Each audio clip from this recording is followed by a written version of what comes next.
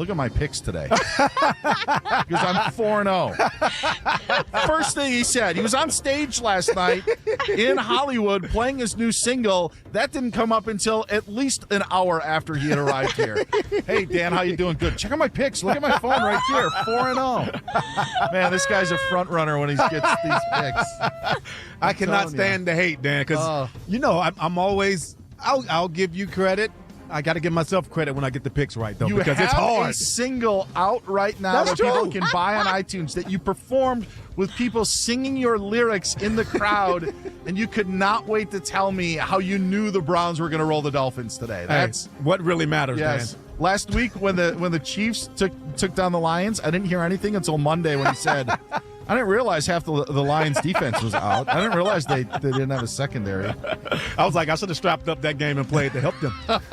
Oh, man. Thank you very much, Monty. Yep. Monty, a little bit better news. Chargers, big play to Oronde Gadsden to get them down the field in Colts territory, but still down 20 in that contest.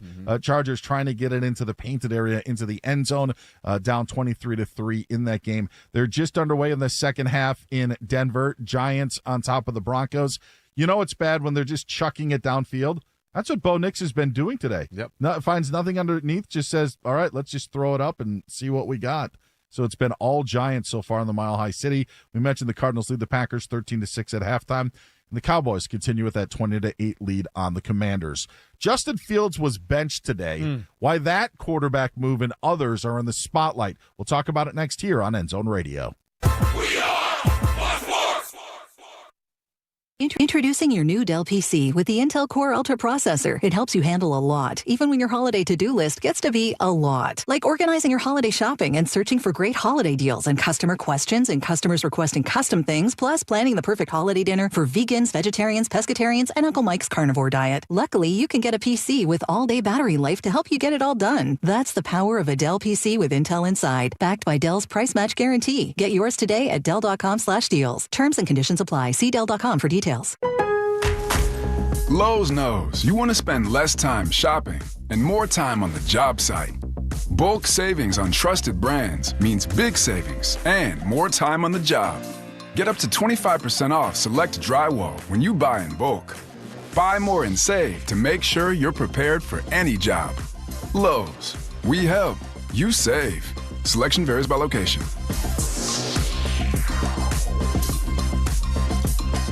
Comcast Business can help turn your small business into a connected, secure, modern business. It's how restaurants become reliably up and running neighborhood favorites. How healthcare offices become the data-protecting caregivers that we all depend on. And how wealth management firms become cyber-securing guardians of your information. With reliable connectivity, enhanced cybersecurity, and Wi-Fi backup, your business can stay connected and get threat-ready with Comcast Business. Powering possibilities. Now through November 16th, new Comcast Business customers can get started with 150 megabit internet plus security for $59.99 a month for 12 months with a 2-year agreement. Plus, ask how to get a $500 prepaid card on a qualifying gig package. Call today. Restrictions apply. Requires enrollment in paperless billing and auto pay with bank account. Early termination fee applies. Equipment, taxes, and fees extra. I found out that one of my players was vaping. And I said, hey, right now is the time to be honest with me. He said almost everybody in my team was vaping. The next day, all the parents came in. I said, how many of you guys think that your kids are vaping? Not one of them raised their hand. There's a joint fight to make something better. We don't sit back and let it happen. Coach Sanchez is exposing Big Tobacco's playbook. Learn how he and other Californians are beating Big Tobacco at undo.org. Hey, Dan Dibley here for Golden State Lumber and Showroom. Consider their Stockton Yard as the go-to resource for building professionals in San Joaquin County, with over 40 acres of premium building materials available to the public. For bigger jobs, you can count on Golden State's large fleet of trucks for timely delivery. It's their goal to keep your project on time and on budget, building a better Bay Area for over 70 years. Golden State Lumber and Showroom. When you succeed, we succeed. This is the story of the one. As a custodial supervisor at a high school, he knows that during cold and flu season, germs spread fast. It's why he partners with Grainger to stay fully stocked on the products and supplies he needs, from tissues to disinfectants to floor scrubbers. All so that he can help students, staff, and teachers stay healthy and focused. Call 1-800-GRAINGER, click Grainger.com, or just stop by. Grainger, for the ones who get it done.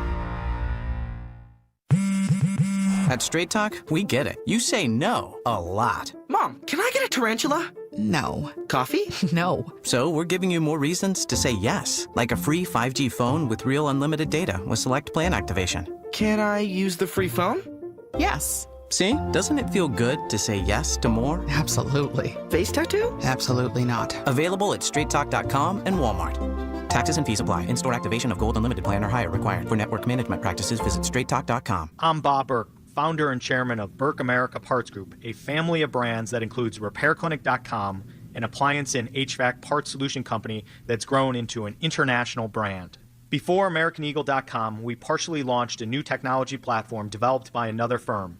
American Eagle helped take our technology to a whole new level with digital marketing, software development, and business insights into our key markets, appliances, HVAC, and outdoor power equipment, and did so both on time and on budget.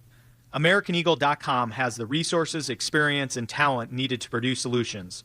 Our new technology platform, developed by AmericanEagle.com, has produced tremendous results with higher traffic, conversion, engagement, and online revenue. If you have any home repairs you need to take care of, check us out at RepairClinic.com.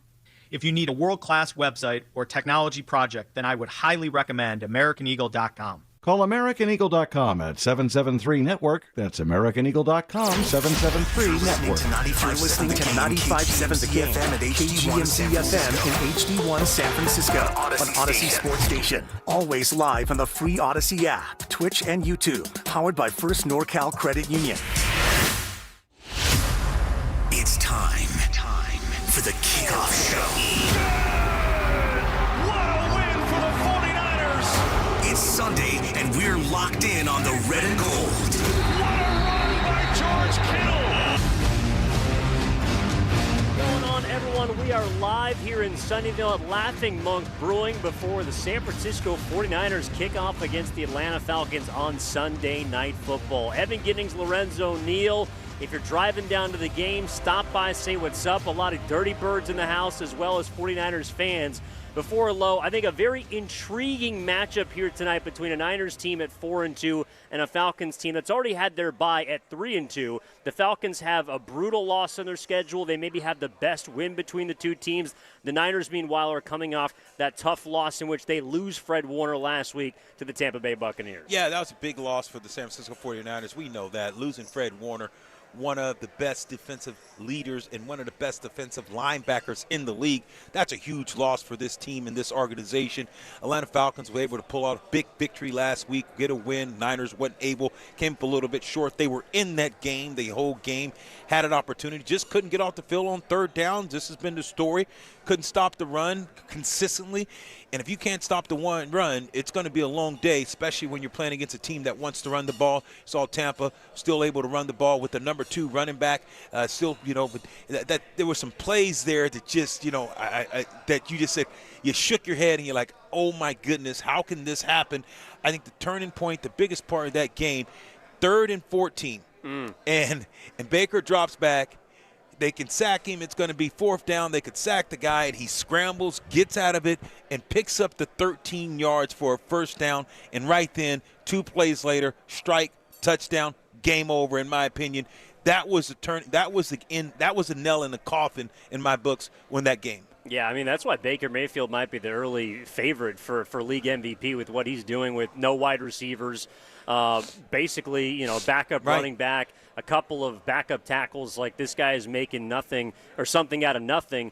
Meanwhile, the Niners have been trying to do the same. They get a little bit of help this week back in the injury column with George Kittle making his return after suffering that hamstring injury week 1 in Seattle. But obviously no Fred Warner, no Nick Bosa, their 2 best defensive players out for the entirety of the season. And then on offense, you still are without your quarterback in Brock Purdy, so it's the Mac Jones show. He gets Kittle back low, but injury, it's almost like who's going to go down this week. Right, So I'm just hoping that after 60 minutes in front of a national audience on Sunday Night Football, we don't have to be sitting here talking next week about who they lost the week before. Yeah, it's so interesting. You watch some of the memes and stuff that's out there on Twitter and Instagram, and you see it's Halloween, the ghosts and the goblins.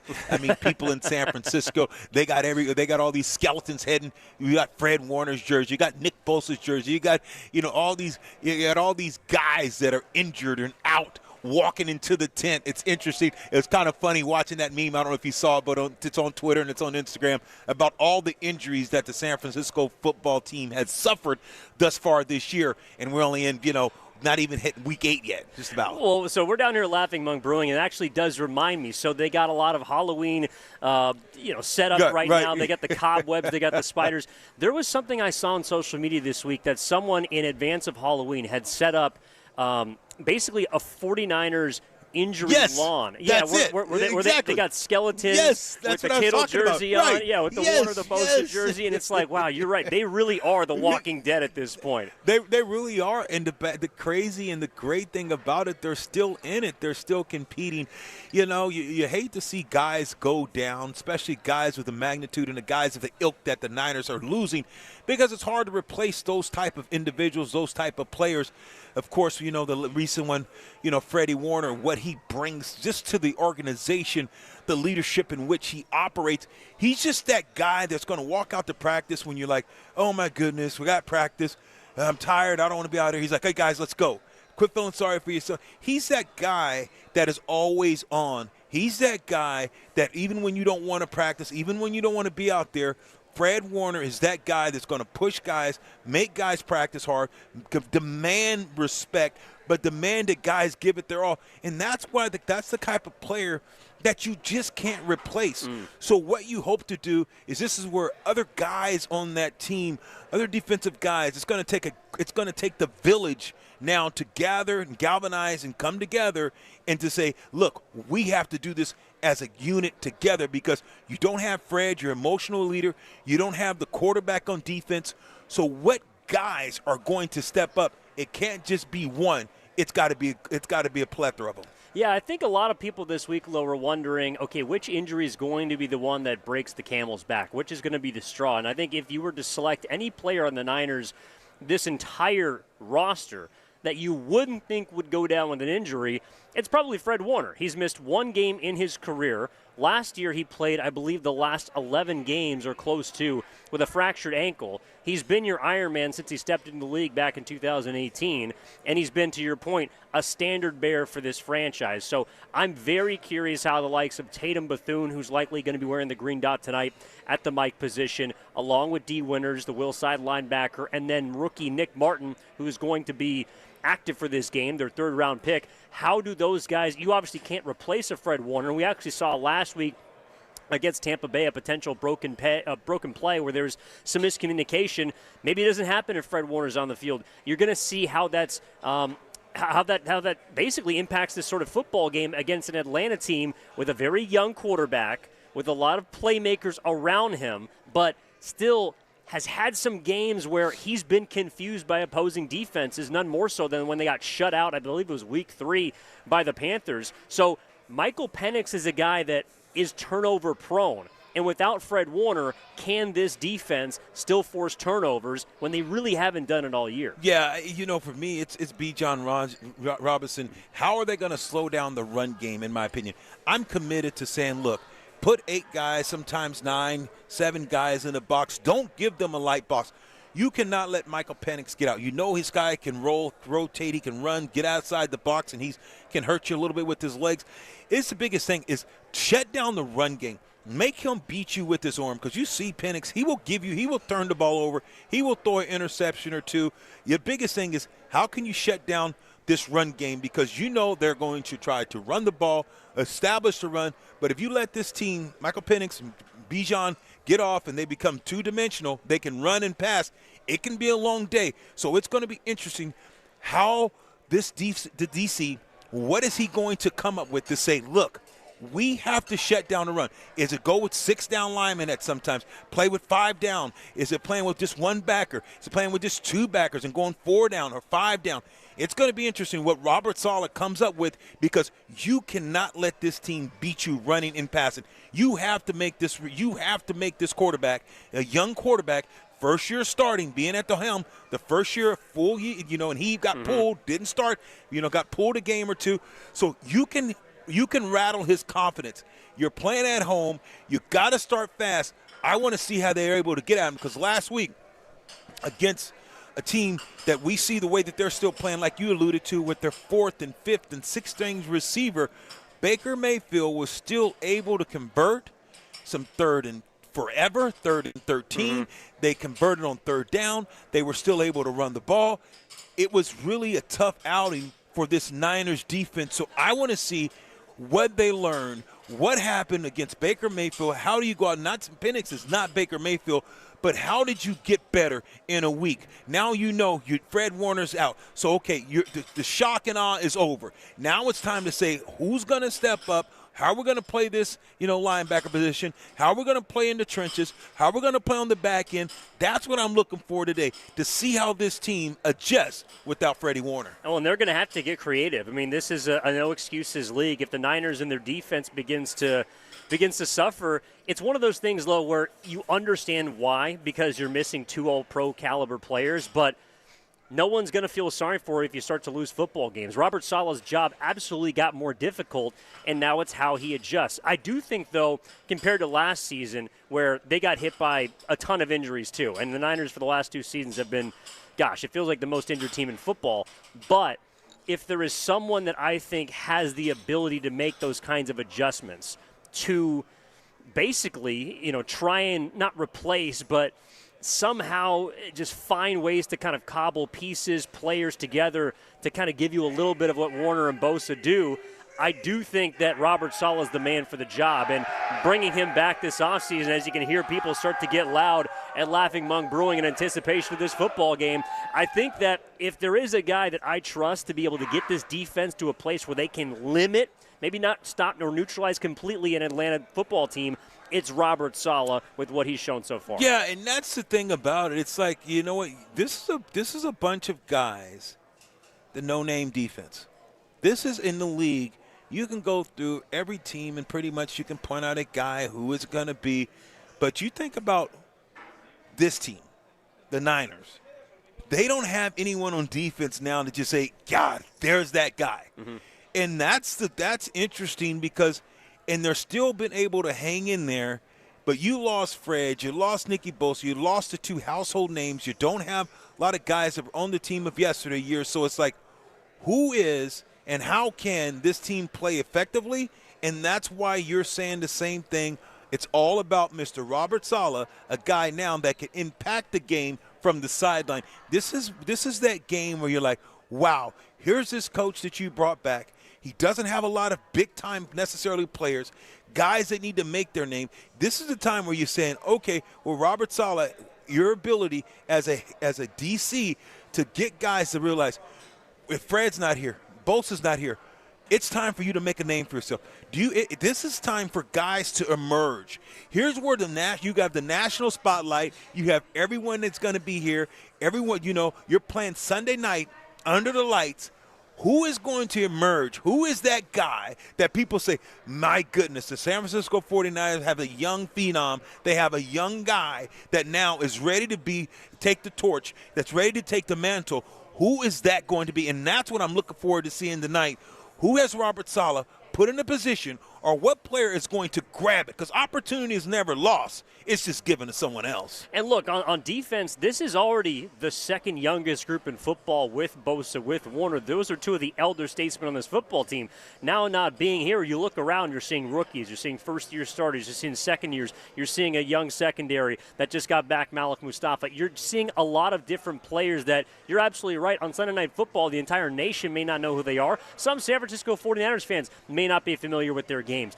But so far they've been able to do enough to help you get to 4-2 with the big boys. Now they have to emerge. The kinds of plays like we saw on Thursday night from Alfred Collins, a rookie who hadn't necessarily played up, played down, but played big in the moment for that goal line stop against Kyron Williams. Those kinds of plays to me are the ones that they're going to need to make.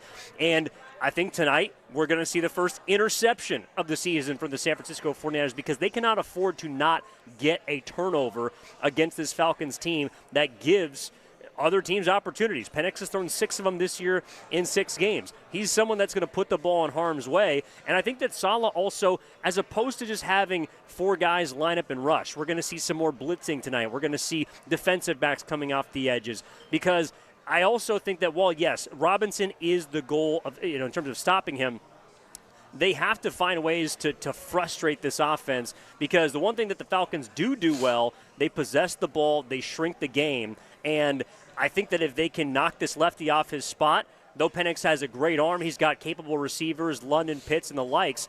This is a Niners defense that has an opportunity tonight on Sunday Night Football to show us they got some emerging talent too. It's not just all Bosa and Warner because there's been other guys that have made plays that have helped them get their first 4 wins. Yeah, and I think a guy that, tonight that who you got to shut down also, like you talked about Kyle Pitts Sr., you're talking about a tight end. The quarterback's best friend is the tight end. The tight end is a chain mover. So you're going to have to be able to put a hand on this guy, beat this guy up on the line of scrimmage. Don't let the tight end take him away. Find out a way to say, look, let's jam guys at the line of scrimmage. Let's make let's make him hold the ball. Let's make him look to a second and third option. Let's make him uncomfortable. Get him off his spot. Those are some of the things that you have to do. But you got to go back, and hopefully last week guys were able to go back and look at that film and go watch what happened. How did we break down? Where did this game get away from us at? Where out in the trenches did we have breakdowns? What happened to us? How are we going to rectify this problem? How do we look at the quarterback, look at Baker Mayfield, how he was able to get out of certain situations? What do we have to do better? We have to tackle better. Mm-hmm. You got to watch that tape, and you got to watch it with a keen eye and say, we got to do a better job of tackling. The San Francisco 49ers say, hey, look, you're going to shoot your shot, but you know that you're not a team that creates a lot of sacks. You don't create a lot of turnovers. You got to make it count. When you have that quarterback, you got to get him on the ground. You have to make the tackle. I want to see this team come out, get tackles, make things happen, because you look at around the NFC West, you see what's going on. The Rams, even though you beat them head-to-head, they're starting to cook, and they're cooking with Crisco. You saw what they did today over across the bay. They ate up a team, ate them up. What they did to the Jacksonville Jaguars, absolutely just motorboated them. Yeah, they stormed London is what they did. They went over the pond and absolutely gouged the Jaguars. 5 touchdowns for Matthew Stafford, a hat trick for Devontae Adams.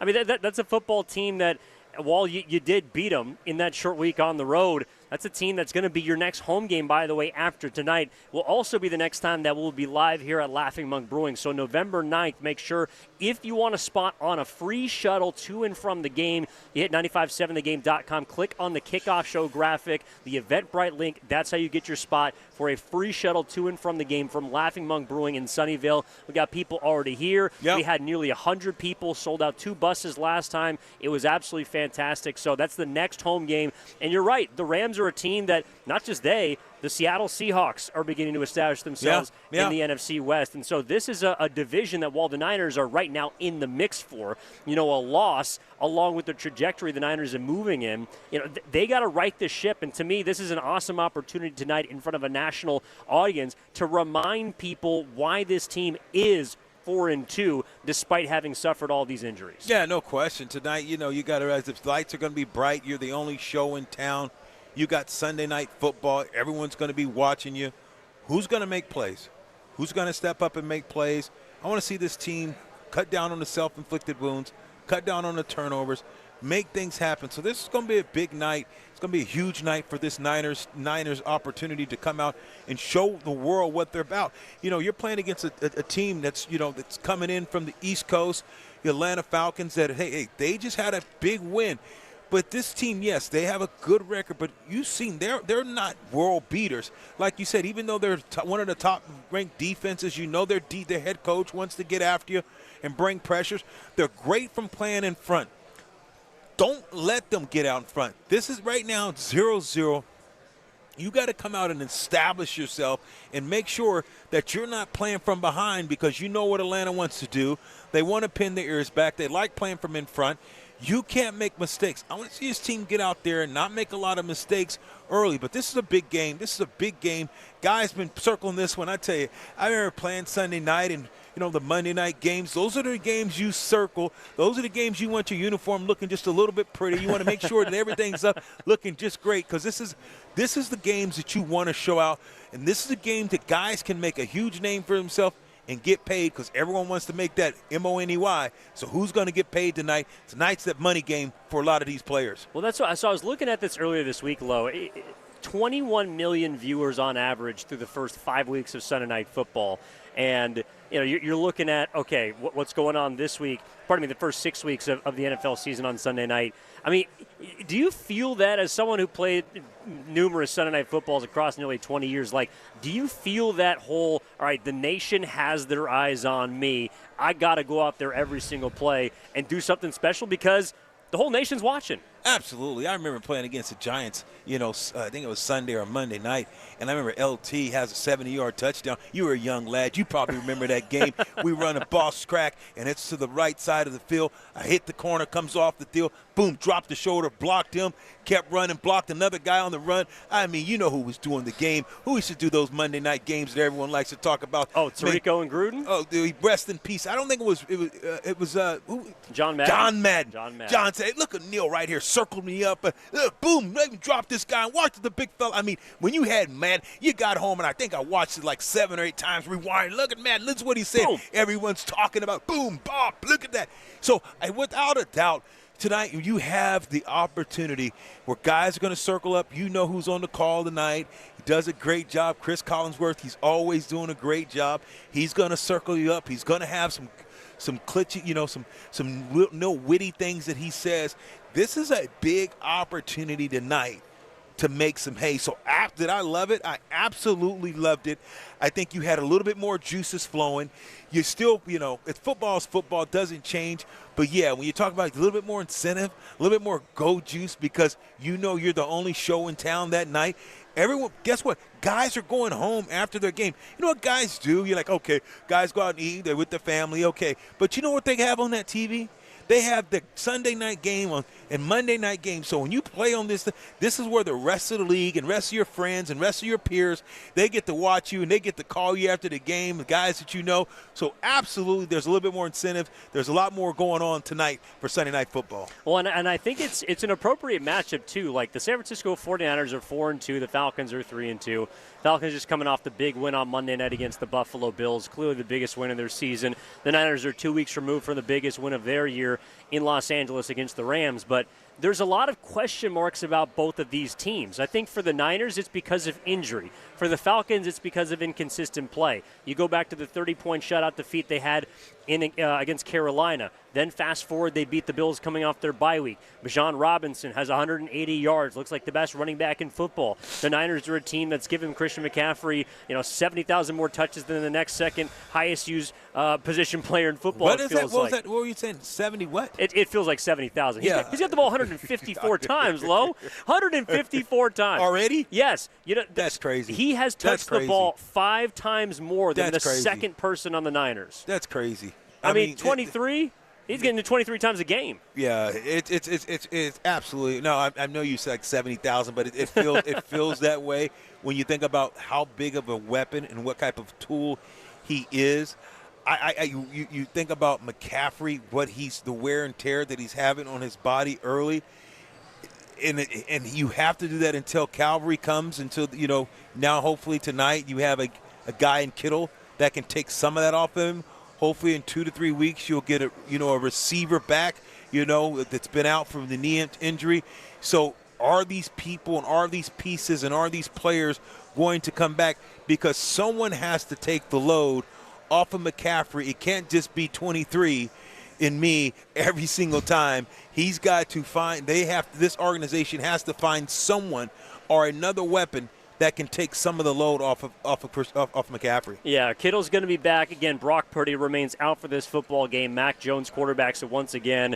Lost his first game as the starter last week against Tampa Bay. How does he bounce back? They're going to be also without Ricky Pearsall for this game. He misses another with the knee injury. Jawan Jennings is looking like he's going to play in this game, but there are some questionable players for the Niners that we can keep you updated on as we move forward towards the kickoff coming up in just about 2 hours. Renardo Green, Upton Stout right now, the two 50-50 players on defense that could be in, could be out. Hopefully they're able to give it a go tonight against a team, as we talked about, with some pretty talented pass catchers in Pitts, Drake London, even Bijan Robinson out of the backfield is a dual threat guy. So I think this is a game where a lot of people watching, and there will be people watching as we talked about, I think people are trying to figure out just who these teams are. Like if I asked you who the San Francisco 49ers are, if I asked you who the Atlanta Falcons are, I think we'd get a bunch of different answers because for the Niners, they've showed us to be a resilient group, but they haven't looked dominant. Again, they got their first rushing touchdown just last week. They still, as a defense, don't have an interception this season.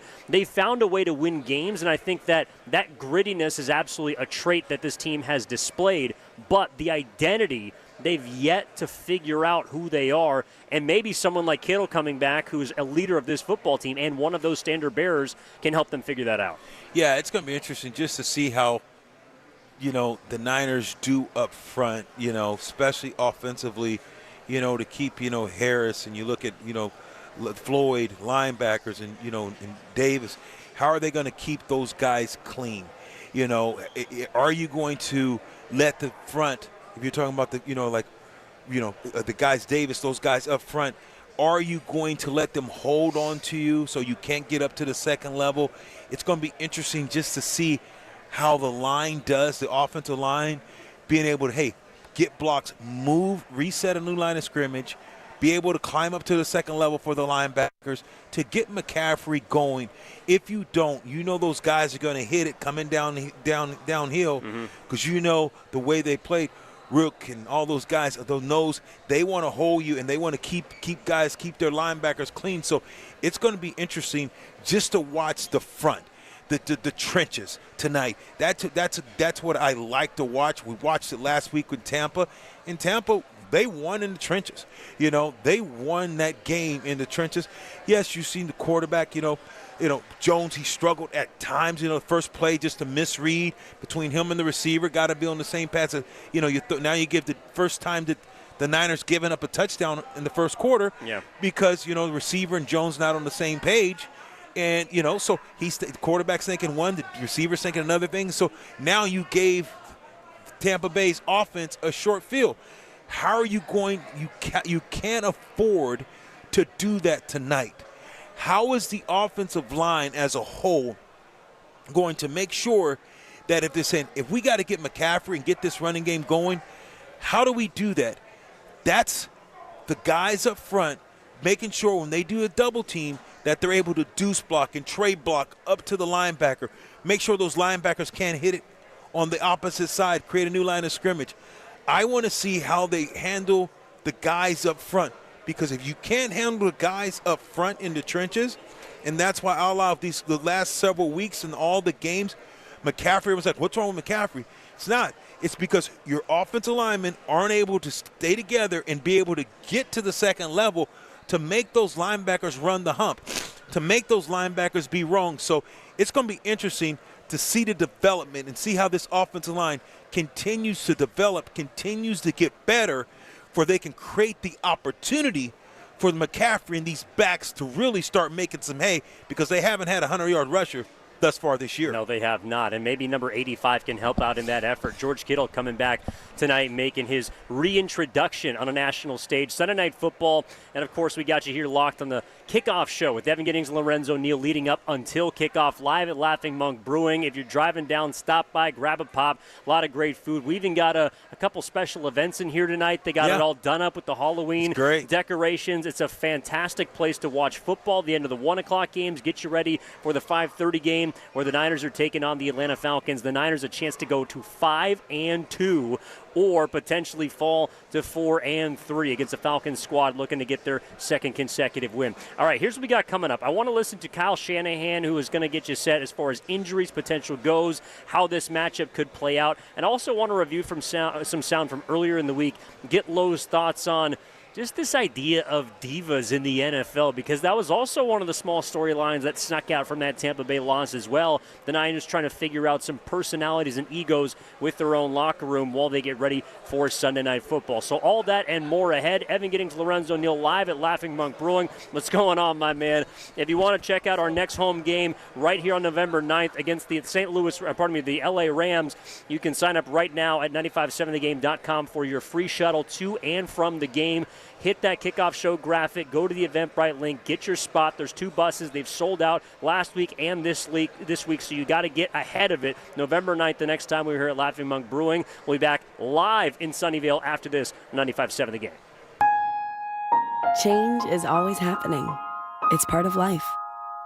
And when it comes to music, change is all around us. Songs are rewritten. Classics are remixed.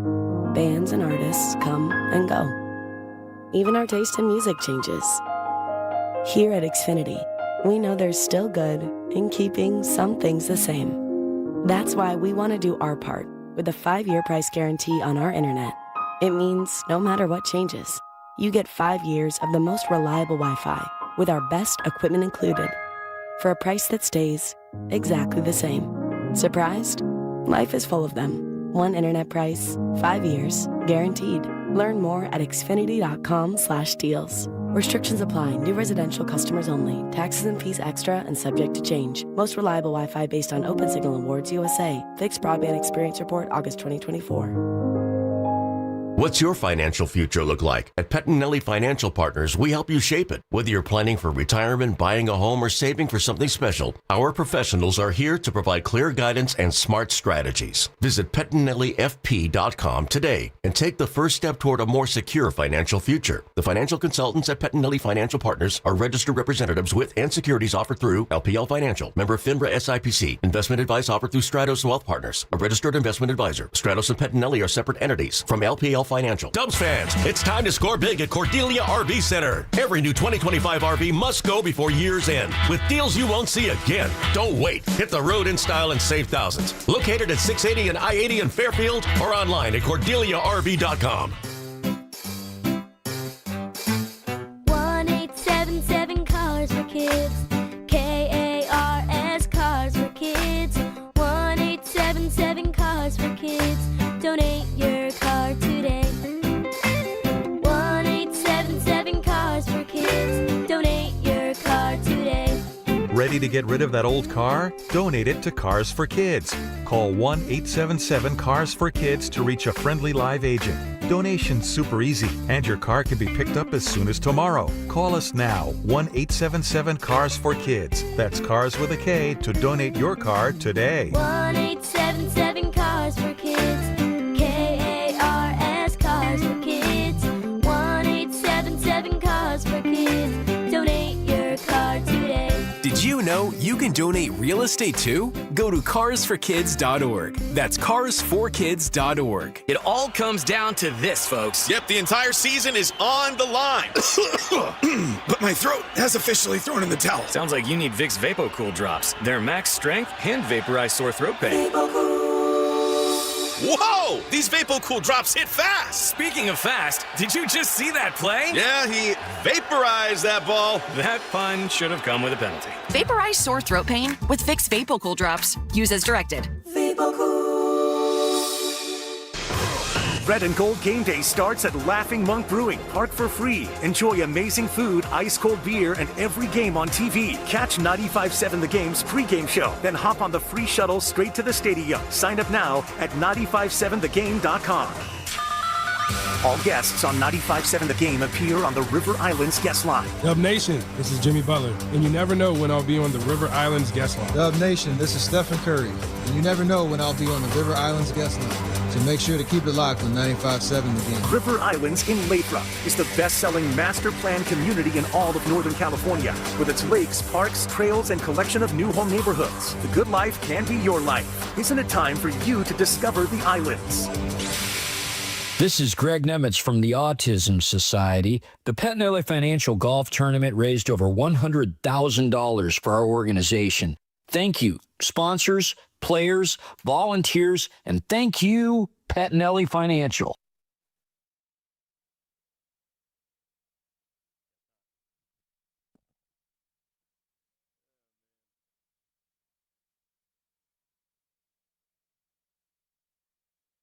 Now back to the Kickoff Show on 95.7 The Game. Laughing Monk Brewing in Sunnyvale. We got a lot of friends and potential 95.7 The Game family members in the house. We got J-Mo here, Lucas, Sam, and of course Evan and Lowe rocking with you live in Sunnyvale before the Niners take on the Atlanta Falcons on Sunday Night Football. A lot to get to as we roll on ahead. We got you covered all the way up until kickoff. But before we go any further, I do want to hear from Kyle Shanahan about some of the injuries for this game. Of course, bleeding over from last week's loss to the Tampa Bay Buccaneers. Here's Kyle Shanahan on some of the updates for Sunday night. All right, guys. For the game, it's so much shorter when I don't have to say limited. Yetur is out. Ricky out. Brock out. Kevin Givens, Renato Green, and Upton Stout are the three questionable. So you heard right there, of course, Brock Purdy, Ricky Pearsall, the two big names, couple of others out tonight for the San Francisco Walking Deads. And they do get George Kittle back tonight, though. You know, Lo, but before we get into how George Kittle is going to impact this game, what the Niners are going to do, I do want to ask you just what you feel like we learned last week in that game against Tampa Bay, a game that we both thought was going to be difficult. Even with the Buccaneers having some of their injuries, they lose Emeka Egbuka during the game, and Baker Mayfield still finds a way to make plays. You know, what did you glean from that matchup that you feel like may or may not impact the game here tonight? Yeah, I think that tonight what impacts the game, the same impact the last week game, is the ability to get guys on the ground. When you watch how many tackles this team has missed, it's been an astronomical amount. And when you're already struggling to manufacture a rush, when you're already struggling to manufacture interceptions, when you're struggling already to get turnovers, and you're still 4-2, last week 4-1 until you played the game, and then you come up on the short end of the stick, you're going to lose. If you let a team convert on a 3rd and 13 and 3rd and 8, 3rd and 10, and they're behind the sticks, those things aren't supposed to happen. Especially if you let a quarterback who's, I'm not saying he's not Mahomes, he's not necessarily Lamar Jackson, he's not Josh Allen, but if you let him pick up 13, 14 yards on 3rd down and 13 and 3rd and 14, you're going to lose those ball games. You're going to lose those ball games because, one, you're not good enough right now. Two, you have a hell of a lot of injuries that you're trying to get through. You don't have you don't have a healthy Jennings. You don't have your receiver you don't have some of your receivers because Ricky Pearsall is still injured. You don't have George Kittle. So when you don't have these guys on your team and able to help you, the Brock Purdy's, and now you're going out there and you're not getting off the field on 3rd down, and you're letting the team convert on 3rd and 13, you're not tackling, you're not getting the balls, the tip balls, the interceptions, you're not creating turnovers, you're not changing field position, and you have all these injuries, it's hard. It's hard to win. So you're saying, what do I learn? So what is going to be a big deal tonight? Can you tackle? Can you get better and tackle? Can you say, hey, look, we have to get this quarterback on the ground? Can we say, well, look, when we look up at the end of the day and we have that quarterback in the grips, how many times you're going to be able to look at film and say, oh, we let him, God, we should have had him sacked. Those things can't happen if you're going to win tonight. You're not good enough, and you can't afford to overcome that much type of adversity when your team is hurting far as depth-wise. And I also think, too, to your point, when you have all of that going against you and you're forced to play from behind because of the early mistake, that can cost you. I think one of the big reasons why the Tampa Bay game didn't really go their way, the Niners weren't allowed to dictate rules of engagement. I think a big reason why they beat the Rams is because they were allowed to play with a lead. They got out to that 14-point lead. Mac Jones was looking surgical in the first half. They sputtered a bit in the second half, but they didn't hurt themselves. They didn't have the special teams gaffe like the Rams did. They didn't put the ball on the ground like the Rams did. They didn't turn over the football. Whereas last week, yes, miscommunication with Bourne, you're off the same page, but that's a mistake that costs you against Tampa Bay. So you're immediately down 7 points, and that's a game where that touchdown might have been the difference in the football game looking at the very end. So I think what Mac Jones, as now his 4th game as quarterback for the Niners, has to continue to do, which I think he's done a damn good job of so far, is take care of the football and know that he doesn't have to make the big play. I think that the Niners have done such a great job, and the reason why they're 4-2 is because they've played complementary football. Their kicker has been perfect. Their punt unit has been solid. Their special teams has been good. Their defense, though they haven't gotten turnovers, has not given up until last week, 30 points prior to. So I think Mac Jones right now, last week, yes, he threw a couple picks, but just wash that. The turnovers, they may or may not happen, but they can't be mistakes that cost you, especially early in the game. Yeah, I think Mac Jones, he's the outlier. I don't think he causes you to lose football games. Yes, with that ill-advised interception, but you have to realize that was the receiver not on the same page. So everyone looks at that and said, where is he throwing it to? Mac Jones expected there to be, and they caught him. The defense baited him. They threw the ball. Some of those things, Kyle Shanahan, you heard him, he got on and said that wasn't his thought. He said the receiver was on. So people look at that and say that's Mac. Well, sometimes Mac, as a quarterback, he said, okay, I'm throwing the ball here because it's a timing. I know the offense. I know where the ball's supposed to go. Yeah. So when you look at Mac Jones, I think this guy knows the offense. The reason why I know he knows the offense because Shanahan, they still have given this guy the keys to the car. They're letting him drive this thing. They understand that Mac Jones gives them the best opportunity. Mac Jones gets guys lined up. He doesn't hold the ball a long time. He wants to get rid of it. He'll beat you with the pass. He understands where the hots are. He understands where the side adjustments are. You see him demanding guys. He's on guys. I think Mac Jones is prepared. He's prepared to play football. He's prepared to play at a very high level. The biggest thing for Mac Jones is if you can control the elements, meaning that if you can not let pressure get on him and if you can block things up and you give Mac Jones time, Mac Jones will beat you. He will hurt you. He will hurt you with the ball. He knows where to go with the ball. Mac Jones is a very capable quarterback. He can go out tonight and win this game. And the 49ers can win this game, and you can win it behind his arm. This guy can go out and throw. We've seen him throw for 250, 300. Mac Jones is not the problem. The problem is, hey, look, guys got to do a better job of not jumping off sides. Guys got to do a better job of protecting him, understanding your assignment, doing those things. It's not Mac Jones is not losing this team, these games for the 49ers. It's each individual taking a turn, making a mistake. It's defensively, get off the field on third down. Third and long, 3rd and 14, get the sack. You make that sack last week against Baker Mayfield, it's 4th down and forever. Now they're punting the ball from their own 20. Guess what? You won the field position because now you're going to have the ball about the 30 or 40, depends on what you get out of the return. Now you switch the field position. You've done other things. But instead, you punt. Instead, you let them convert. 2 plays later, a touchdown. That never happens if you get that sack. So that's what I'm saying. So you're looking at this team and you're saying, what has to happen? What do you learn from last week? You learned you're not good enough to keep teams from converting third downs, from keeping teams from getting a big play. Take advantage of the opportunity when it presents itself, because if you don't, bad things can happen offensively and defensively.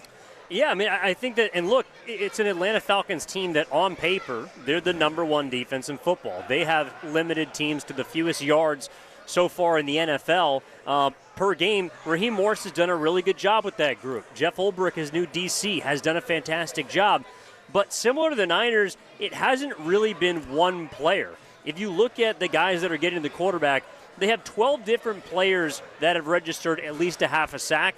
no one has more than 2.5. So it's not one guy that's getting it done for the Atlanta Falcons. It's been everyone. And that's the one thing that it scares me a little bit about this matchup tonight, Lo. It's the fact that I'm not worried about Mac Jones, but I'm worried because of his lack of mobility and the Niners' inability to protect him consistently. I think that's what got them beat against Tampa Bay.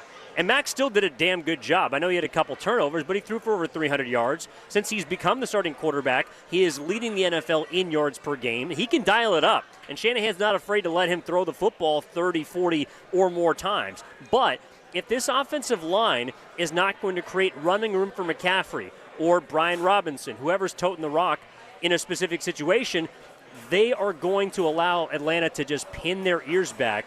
And I don't know who or how, but I feel like the Falcons have done a decent job this year of putting pressure on opposing quarterbacks. And unlike a Josh Allen last week, Mac Jones is not someone that is going to be able to escape that kind of pressure. Well, the Atlanta Falcons last I looked, they beat the Buffalo Bills. Yes, they did. And so, but you're sitting saying, okay, well, they took a mobile quarterback. You just alluded to that Mac Jones can't get out of the way and can't get out of harm's way, get sacked, okay. But they beat a team that's a mobile quarterback, guy that can run the ball, do all those things. Do you think right now, do you think right now Purdy had to play, he could play? Right now, probably. Probably, yeah. Right. Why isn't he? He's mobile, or because they don't want to get him hurt. 1, 2. What does that tell you about Mac Jones? They feel good about Mac Jones. So. Yes, I understand that he's not as mobile. Yeah, I understand when you look at Rook, or how you say his last name, the nose tackle, or Horo. When you watch, he's a big guy. The guy's 300 pounds. He's big in the middle. You watch Horo in the middle, Rook, and then look at Davis. You know, they have some big guys, and they do a great job of clogging, and they want to pin their ears back. And you're right. The DC, the head coach, rather, he wants to come after you. They want to pin their ears back. So Mac Jones is going – we know that if they put pressure on him, he's not mobile. But that's why receivers have to get open. That's why receivers have to win at the line of scrimmage. That's why you got to say, okay, you know that Mac is not going to be out of the way. You have to win, Jennings. You have to win right away.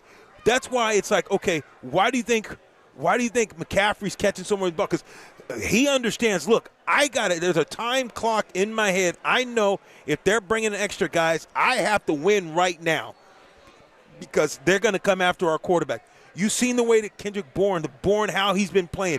These guys are in sync. So you're playing against the team. Yes, they're number one team in defense, but if you can stay ahead of the sticks and you can get that run game going and do some of these things, you can have success. Brady, you think who's more mobile, Brady or Mac Jones?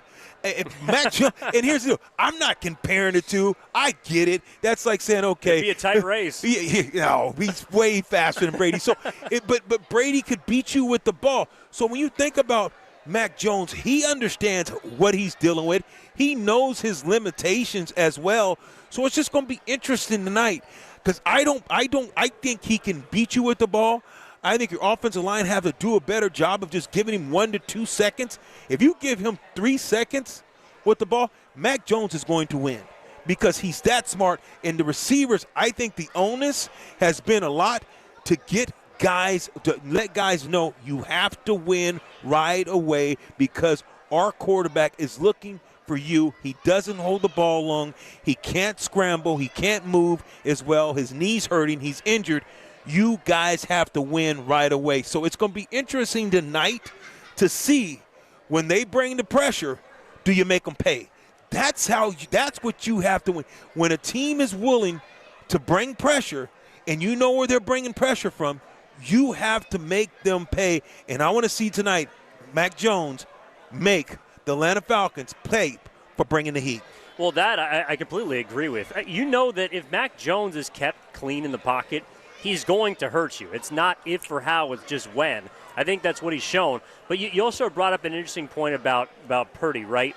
There's no need to rush him back. Agreed. I think that's what everyone has learned over this time period, and it is as much about the fact that Mac Jones is playing well. I also think it is, well, you saw what happened if he's not 100%. He could lose you a game like he did against Jacksonville. And I think we've seen over the last couple of weeks, Jacksonville's a good team, but the Niners should have won that football game. No question. The Niners should have won that football game. Cam, if we can we go to the Emmanuel Acho sound talking about the situation and the quarterbacks? This was earlier on the Speakeasy Talk Show this week. Emmanuel Acho and LaShawn McCoy talking about the Niners quarterback situation. When the game is on time, Brock Purdy plays Mac Jones plays better when it's on time. But when anything changes schematically for the defense and it's off time, now it's Brock Purdy. And Shady knows this better than anybody in this room and anybody watching this show. The game of football ain't played on paper. So if it's just on paper, line perfectly protects, the routes are run against the coverage we want it to be run against, then of course it's Mac Jones. He's beautifully playing on time. But the moment all of a sudden the defense runs a stunt and, oh crap, I got to escape the pocket, now Brock Purdy clears Mac Jones and it's not close. So that's exactly what I just said. That's basically what we're talking about. Exactly. But there's more pressure on the offensive line with Mac Jones, but he can still hurt you. Right. And that's what they were saying. So they said, look, if you can block it for a certain, and that's why I said give him 3 seconds. If you can give him 3 seconds, I don't care if you lose a block and you get beat. Because you understand, he's the type of quarterback like Brady. If you beat him right away, okay, they're not getting out of the way. But that's where Brock Purdy can give you an Olay and spin around and makes up that off-schedule play. But if you say, okay, here come the blitz. I'm Tom Brady. I know it's coming. I'm going to beat you with the ball 9 out of 10 times. Maybe Mac Jones, 7 out of 10. But I like the percentage. So all that they were saying is the same thing. If you block it up for just a minimum amount of time, Jones is going to beat you with the ball. It's imperative tonight. Tonight, the onus is on the wide receivers. Evan, it's about the receivers winning off the line. It's about them. They see 2 hot, 3 hots. It's about them saying, boom, side adjust because the ball, whip my head around, the ball's coming. You have to find a way to win because you know your quarterback is depending on you because his life's dependent on you to beat him because he knows he can't get out of the way. You saw him last week. He takes off, try to run, and he downshifted. It was like he went from first, second, third, and it was like plop the clutch too fast. You saw that. So this is an opportunity tonight for the receivers to win right off the ball right away if you're going to compete in this game. And that's actually where I think George Kittle impacts this game the most. Is he back to being 100%? We're going to find out. He's had a few weeks off since he injured that hamstring, one on the IR, was available to come back last week but didn't want to push it. This week he's officially healthy. He's playing against the Atlanta Falcons on Sunday Night Football.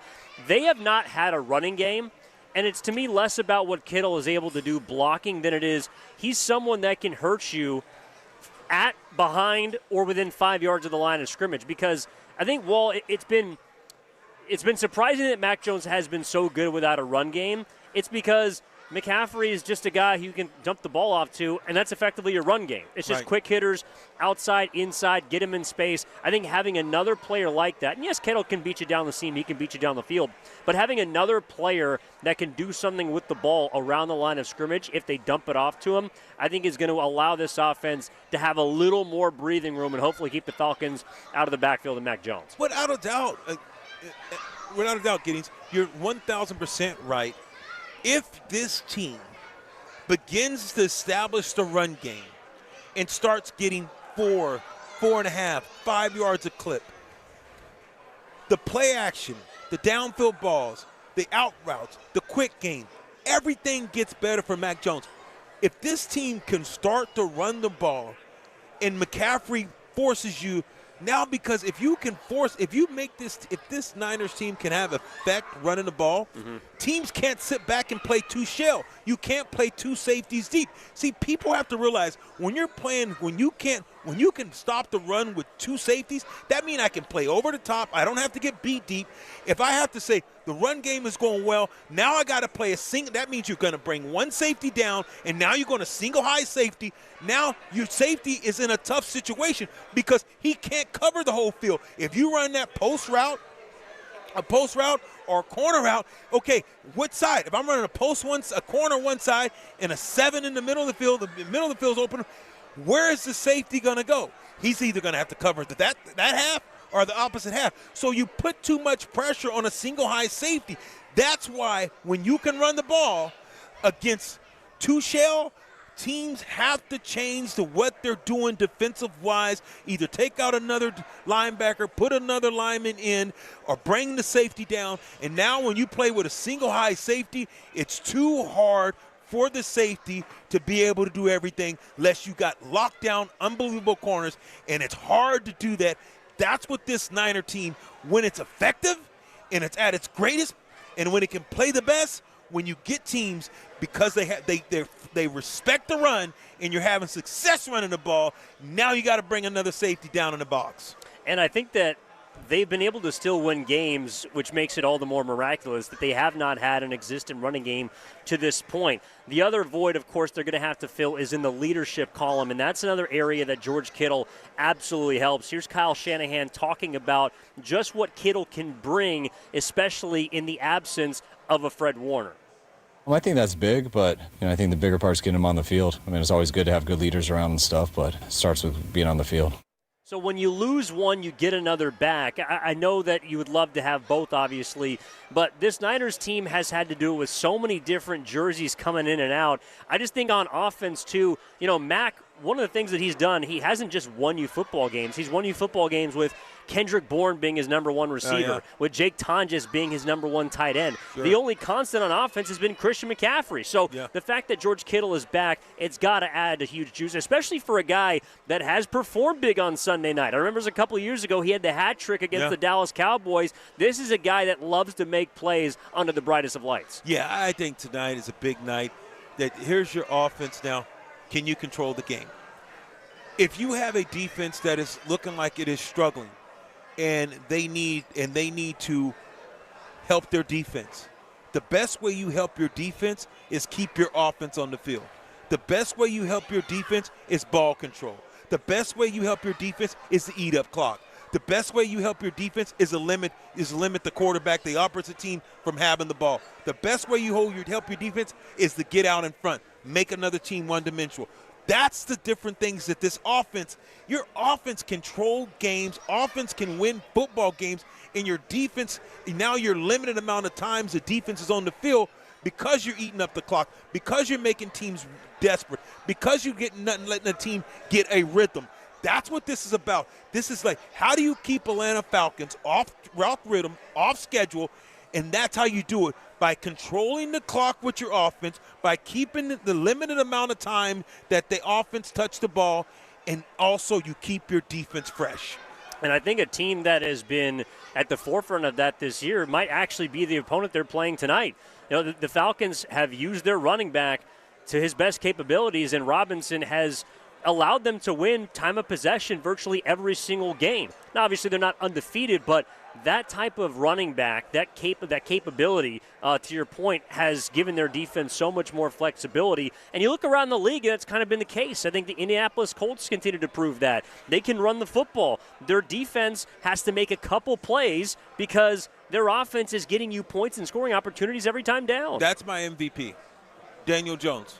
He's my MVP. I know Baker Mayfield has been amazing, but when you think about the Indianapolis Colts and you think about, well, here's a guy who's everyone threw him out to dead, and Daniel Jones, you look at what he's been able to do for the Indianapolis Colts, beat out a first-rounder for quarterback. You look what he's able to do, score points. They're scoring. They're keeping their defense fresh. You look what they did to the Chargers. Every time they touch the ball, he's able to throw the ball down the field, able to eat up clock. I think the Indianapolis Colts, people aren't giving them respect and the credit that they deserve. This year, the way that they're playing, they're absolutely just been beating up teams. Could be very well undefeated. They're not. But the Niners today, it's about Mac Jones finding a way to take a playbook, take the page from old Daniel Jones and say there's two Joneses in this race for MVP. Because I'm gonna tell you right now, if he can continue to play and win ball games without a running game, and this defense just stays alive, and this is a name that you could mention it. If they start getting up to about 24, 27, and they can start, I'm telling you, what he's been able to do with less, this quarterback has played pretty well lights out too. You look at what he's been going through and the way that he's played. I think he's not MVP, of course, but I'm just saying he has played. He's outperformed what I thought he could do personally. Right now, he's outperformed, and it's only been 2 games, but he outperformed what Brock Purdy did against Jacksonville. You know, Purdy got you the big win in Seattle, but Mac Jones he hasn't played like a backup quarterback, and I think that's the biggest compliment to give to him, the fact that he has played like a starter, and not just a starter, a top half of the league type starter, and that's a big reason why they are 4-2. All right, Evan Giddings, Lorenzo Neal, live on the Kickoff Show. We are back at Laughing Monk Brewing in Sunnyvale. Great food, great drinks, great games. Food. The parking lot is popping right now. Inside is jumping as well. We got parties going back and forth. And, of course, for the next Kickoff Show live at Laughing Monk, that's a couple weeks from now, November 9th, when they played the Rams, a big rivalry game. You can go to 957thegame.com, click on the Kickoff Show graphic and the Eventbrite link to get your spot on our free shuttle to and from the game. You can leave your car here, come in, have a pop, watch some games, get over to Levi's, watch them hopefully complete that season sweep of the Rams, and then come back all for free if you go to 957thegame.com to sign up for the free shuttle right now. Evan Giddings to Lorenzo Neal. We got an hour left and then some until Sunday Night Football. The Niners and the Falcons. All that coming up and more right here on 95.7 The Game. Comcast Business can help turn your small business into a connected, secure, modern business. It's how restaurants become reliably up and running neighborhood favorites. How healthcare offices become the data-protecting caregivers that we all depend on. And how wealth management firms become cyber-securing guardians of your information. With reliable connectivity, enhanced cybersecurity, and Wi-Fi backup, your business can stay connected and get threat-ready with Comcast Business. Powering possibilities. Now through November 16th, new Comcast Business customers can get started with 150 megabit internet plus security for $59.99 a month for 12 months with a 2-year agreement. Plus, ask how to get a $500 prepaid card on a qualifying gig package. Call today. Restrictions apply. Requires enrollment in paperless billing and auto-pay with bank account. Early termination fee applies. Equipment, taxes, and fees extra. Hi, I'm Dustin, your friend and jeweler at Shane Company. I know finding a dream engagement ring can be overwhelming, but don't worry, we got you. As director of diamond sourcing, it's my job to make sure every single diamond at Shane Company is truly the best of the best. Our team travels the world to see diamonds up close, in person. We handpick each one for its unique fire, brilliance, and scintillation. Diamond buying is an art. Of course, we look at cut, color, clarity, and carat, known as the 4 C's, but that's not all. We also look at how each diamond looks on a hand, where it will be worn, how it makes you feel, and if it's worthy of a Shane Company customer. That type of expertise only comes from working for a company that's been a family business since 1929. We also think about your budget. We only pick the best in each grade in all shapes and sizes. Your diamond is guaranteed to be the most beautiful because a friend wants you to pick from only the best. Drop by your store or shaneco.com and see for yourself. Shane Company, your friend and jeweler. All guests on 95.7 The Game appear on the River Islands guest line. Dub Nation, this is Jimmy Butler, and you never know when I'll be on the River Islands guest line. Dub Nation, this is Stephen Curry, and you never know when I'll be on the River Islands guest line. So make sure to keep it locked on 95.7 The Game. River Islands in Lathrop is the best-selling master plan community in all of Northern California. With its lakes, parks, trails, and collection of new home neighborhoods, the good life can be your life. Isn't it time for you to discover the islands? This is the story of the one. As a maintenance supervisor at a manufacturing facility, he knows keeping the line up and running is a top priority. That's why he chooses Grainger. Because when a drive belt gets damaged, Grainger makes it easy to find the exact specs for the replacement product he needs. And next day delivery helps ensure he'll have everything in place and running like clockwork. Call 1-800-GRAINGER, click Grainger.com, or just stop by. Grainger, for the ones who get it done. Every morning, we rise and shine, make breakfast, and brush away the night's rest. These routines help us start the day off right. Nature-Made vitamins are a simple step in that daily care regimen. Multivitamins with daily essentials, clinically studied probiotics for gut health support, magnesium to help relax the body.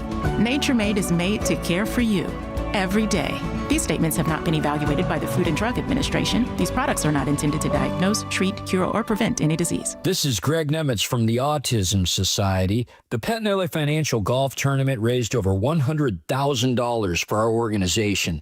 Thank you, sponsors, players, volunteers, and thank you, Pettinelli Financial. This sandwich, it's a complete game changer. Hello, this is Mike, and a little thing I love about the Chick-fil-A Pretzel Cheddar Club is that juicy chicken with that toasty pretzel bun. That bun, it's crispy, cozy, just amazing. With the pretzel bun, the Dijon mustard, and the chicken, it makes that sweet, savory kind of combination. It's everything that you love about food rolled into one. It looks phenomenal. It tastes great. It's delicious. Order the Pretzel Cheddar Club with Cherry Berry and Sprite for a limited time on the Chick-fil-A app. Real guests paid for their testimonial. Oh, how's that flu, babe? Did you take DayQuil Intense Flu yet? Nah, I got this. Ugh, okay, I don't got this. You stay on the couch, and I'll grab the DayQuil. Undo your flu symptoms with DayQuil Intense Flu. DayQuil Intense Flu provides powerful relief of your flu symptoms. I'm ready for that to-do list. Wow, you do got this. DayQuil Intense Flu. The daytime coughing, aching, fever, under your flu, medicine. Use as directed, keep out of reach of children.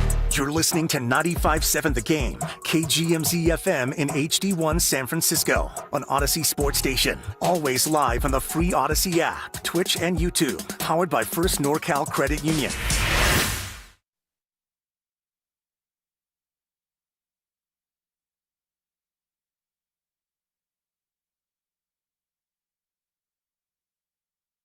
Now back to the Kickoff Show on 95.7 The Game. Yeah, I mean, just a big shout out to everyone here at Laughing Monk Brewing. Not just the fans, not just the kids, but the workers, everyone that has helped hooked us up with a fantastic environment all season long. We got garlic fries, some of Lowe's favorites. Wings are coming on down. It's just an awesome spot with great people and a great time before the Niners, of course, take on the Falcons on Sunday Night Football. You know, I think being down here, and look, we're going to be back in a couple weeks for the Rams game. It's an environment that I think is inviting, games outside as well. And it's pretty easy to get to, I got to say. You can load up right before the game with a free shuttle to get you over to Levi's. You know, it's right off the freeway, not a ton of traffic getting here, easy in, easy out. And you were here a little bit before we pulled up, right? Hanging Absolutely, out with all the fans? hanging out with the fans, sitting up at the bar, guys chopping it up, talking little X's and O's, talking Niners, just talking about the league. Actually, it was a cousin. They were cousins, and actually one of the brothers came over to the cousin's house last night, knocked on the door, and said, "Hey, what are you doing? Let's you want a beer?" And so he comes over his house, bro, and says, "You want a beer?" Doesn't bring any beer, so he's like, "Yeah, but I need your beer." So I was sitting up at the bar. We're talking about just life, and people just talk sports and over dinner, over a cold beer. It's really exciting. A lot of Niner fans here. Laughing Monk, this is a great place to bring your kids friendly. Food's amazing. The people are amazing. I mean, you got a shuttle to take you to and from the game. This is just a great place. Plenty of TVs, plenty of games. Whatever game you want to watch, they got it on. You know, we're watching my Chargers go down. You know, Indianapolis Colts seem like putting it on them. Herbert's going forward on 4th and 22, scrambles out, throws a nice little ball, still short of the stick. So turnover on downs there. But you know what, though? A little commentating what we're going on. We're doing a little pregame, watching, hoping the Niners can pull it off, playing at home. I think this is going to be a big game for the Niners. You're playing at home. Levi's, you have an opportunity to stay ahead, stay in first place. Big game tonight. Big challenge tonight, and it's about the trenches. That's what this game, to me, I'm going to say it over and over and over again. It's about, can the Niners win in the trenches tonight? Well, I'm glad you said that because our colleague Mark Schlereth also feels the same way, and I want to play something he said about the trenches, along with, talking about a little the divas on the outside for the Niners. We'll get to that in a sec. But you mentioned talking to a couple fans about some of the games that went on today. I think one of the reasons why the NFL is so great is because there's a result or two or three that always makes you reconsider. And it's a game that is physical as it is, that is small sample as it can be sometimes. It's always a game that you have to be curious about. And I think there's a lot of questions that rose in my mind from watching some of these results today. Again, the Eagles finding a way to win on the road in Minnesota. I don't know how good that team is. Today, they weren't able to run the ball at all. They still found a way to win, though they had Carson Wentz on their heels. I also think that we didn't and shouldn't have written off a team like the Kansas City Chiefs, who absolutely blasted the Las Vegas Raiders 31-0 today. And then even around the NFC, a team like Chicago is beginning to get a little hot. How about this? And that quarterback is not playing bad football. Hey, you know what? That's a guy that I thought was a dumpster fire. I said, hey, he's done. You know what? I didn't think that he could play. And you see what happened when you get an offensive-minded coach come in as a coach, and he just changes the dynamic of a team and organization. He gets those guys to play at a very high level. And you watch, here's a quarterback that just didn't play great. Now you bring in a offensive-minded coach, and look at the way the Chicago Bears, they're on a hot streak. They're winning games. They're winning close games. They're winning blowouts. They're doing a lot, and the quarterback is not turning the ball over, doing a great job. So coaching, that means a lot. It absolutely does. And, you see a team like L.A. get back on track. They absolutely wax the Jacksonville Jaguars over in London 35-7. 5 touchdowns today for Matthew Stafford. As you look around the NFC low, even a team like, and the Niners got them in a couple weeks, the New York Giants are looking pretty formidable. They right now are in Denver putting it on the Broncos, a team that's got some impressive wins since they've gone to that rookie second-round pick, Jackson Dart. Cam Scatterbo has been a sensation in his first season now, and the Niners are going to see them in a couple of weeks. What is the score of that game real quick? Let's check that. I think Denver's coming back. I think Denver's trying to make a comeback. Oh, my goodness. You're absolutely right. 23 unanswered points in the fourth quarter. It's a 4-minute game right now. The Giants are still up by a field goal, and they have the ball, so they have a chance to ice this game if they can if they can get a couple first downs. But they were up at one point by 20 in this football game. They were up by 20. But that just goes to show you that Denver is just a team that continues to fight. They find a way. But you watch the Giants, the team you alluded to, just the way that they're playing, just by the infusion of a quarterback. And that's the thing that you look at this Niners team, and you think about what they've done, what they've been able to do this year. I think they've been able to just battle and fight in spite of not having a great offensive line, in spite of not having the running game doing it what it needs to do, and all the defensive injuries and all the players that have been hurt and been injured. They're still sticking in there. They're in the thick of things. They're still leading their division. So I think it's just kudos to this Niners organization, kudos to the Niners coach, kudos to just how they're playing with the intensity they're playing with it. And even though they have shown times where you're like, wow, there's a breakdown here, breakdown there, they're still in these ball games. They're still in these ball games. I think that's pretty amazing. Yeah, I mean, resilience is probably the word for their season right now. I also think, too, it's, you could poke a hole in every single team in the NFL. I mean, a team that 2 weeks ago I thought was representing the league as potential a front runner was Buffalo. And we've seen what's happened to them the last couple of weeks. And most recently on Monday night against the team the Niners are playing, the Atlanta Falcons, Bijan Robinson absolutely tore them up. They made Josh Allen not look very good. So turnovers. I just think that, right now the league and the NFC specifically, it's up for grabs. And the Niners, for them to just stay in it at this point is the most important part. So the fact that they're 4-2, they're finding ways to win games with backups all over the place, beginning to get a little healthier. That's just what they have to do at this point. Right. When you think about the NFC, a team that still continues to amaze me. What about the Detroit Lions? Where do you look at them? Detroit. Just let's go with Detroit and Indy. I know we're going to be getting the Niners, but tell me about what is your thought process on the Detroit Lions and the Indianapolis Colts? Well, number Two teams, one, no names. Well, number one, I think we're learning that loss against the Chiefs, not a bad loss.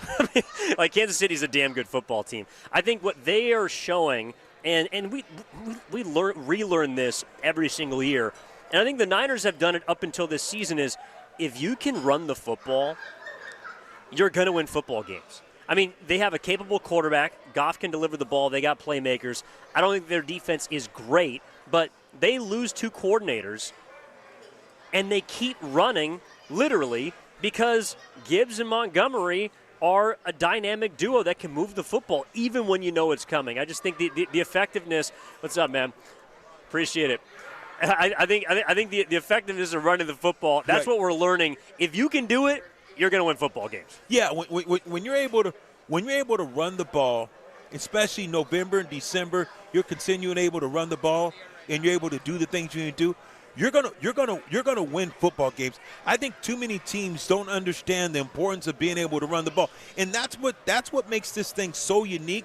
Is because the Niners haven't had a lot of success running the ball, and they have one of the best running backs in the league, and Christian McCaffrey, his ability to make guys miss, his ability to catch the pass, all the things that he does. But you think about hasn't had 100 yards rushing the ball. No one on the team. And they're still in the thick of things. That just goes to tell you how good and how they've been able to overcome, even when you think about the defensive perspective, not able to create a lot of sacks, they're the only team without an interception, haven't got an interception this year. But you think about they're still in these ball games. It's resilience, it's attention to detail, and it's about the overcoming. I don't know how you can continue to overcome and continue to stay relevant without getting an interception. I don't know how you continue to. I don't know how you continue to win ball games without having 100 yards rushing. I don't know how you continue to win ball games when you're losing your number one linebacker in the league. Fred Warner, the signal caller. I don't know how you can continue to stay relevant when you don't have your number one, your number two receiver, or your number one tight end. This is simply amazing what you're doing. I don't know how you can continue to stay relevant when you're playing with your backup quarterback who's playing playing unbelievable right now. I'm telling you, what we're witnessing and what we're watching with the San Francisco 49ers, the offense and defensively, what they've been able to do has been very, very amazing. And I think when you're talking about the Lions and the Colts, compared to the Niners, the thing that they do that the Niners have not done, and yet have still found a way to win games, they dominate the line of scrimmage on both sides of the football, especially Indianapolis. Their defensive line has been utterly fantastic this year. The Lions do it mainly with their offensive line, but they control the line of scrimmage, and they don't lose in the trenches. The Niners, while they've had games where they have kept their quarterback upright, they've had a couple games where they've ran the ball well at times, but not for a full 60 minutes. That, I think, is what has been the most impressive part to me, because if you ask me, all right, the Niners will not have a 100-yard rusher through 6 weeks. They will not have an interception. They're not really going to get a lot of sacks either. And you're still going to be 4-2. I would tell you, hit the puck. I would tell you that can't happen. The fact that they've done it, to me, I still wonder if it's sustainable. But, it hasn't necessarily mattered too much to this point because they've done it a myriad of ways. Right, and I think that's what's been impressive in comparison to those two teams you talked about. Yeah, I think that's the outlier. That's what's really been impressive to me for these teams, for this team to still be in it without scoring 30. When you look at the Indianapolis Colts, who put up 38 today. Look at an Indianapolis team that's an easy 38. Yeah, and could have scored more. And when you think about the Detroit Lions, look at the way that they score. So when you think about what's going on around the league, and that's why I think the Indianapolis Colts don't get the credit that they deserve, because they're 6-1. They're 6-1. They have the best record in football. So when you think about everyone saying, "Oh, don't count it," because you know why? Because they don't have a superstar at the quarterback. They don't have an anointed one that everyone talks about is the guy at quarterback. You know what they can do? What makes Daniel Jones different than Mac Jones? Well, let me tell you what the biggest deal is to make him different than Mac Jones, and why people are, because he has a running game. The Indianapolis Colts have a running back. Well, the offensive line, they're creating opportunities for their running back, and you look at their running back, he has over 700 yards rushing in 6. I mean, if you look at how he's and Jones can take off too. Daniel can run a little bit. Exactly. So I think that this is just a team. When you think about the Niners, there's a lot of things that are different, and they're still winning.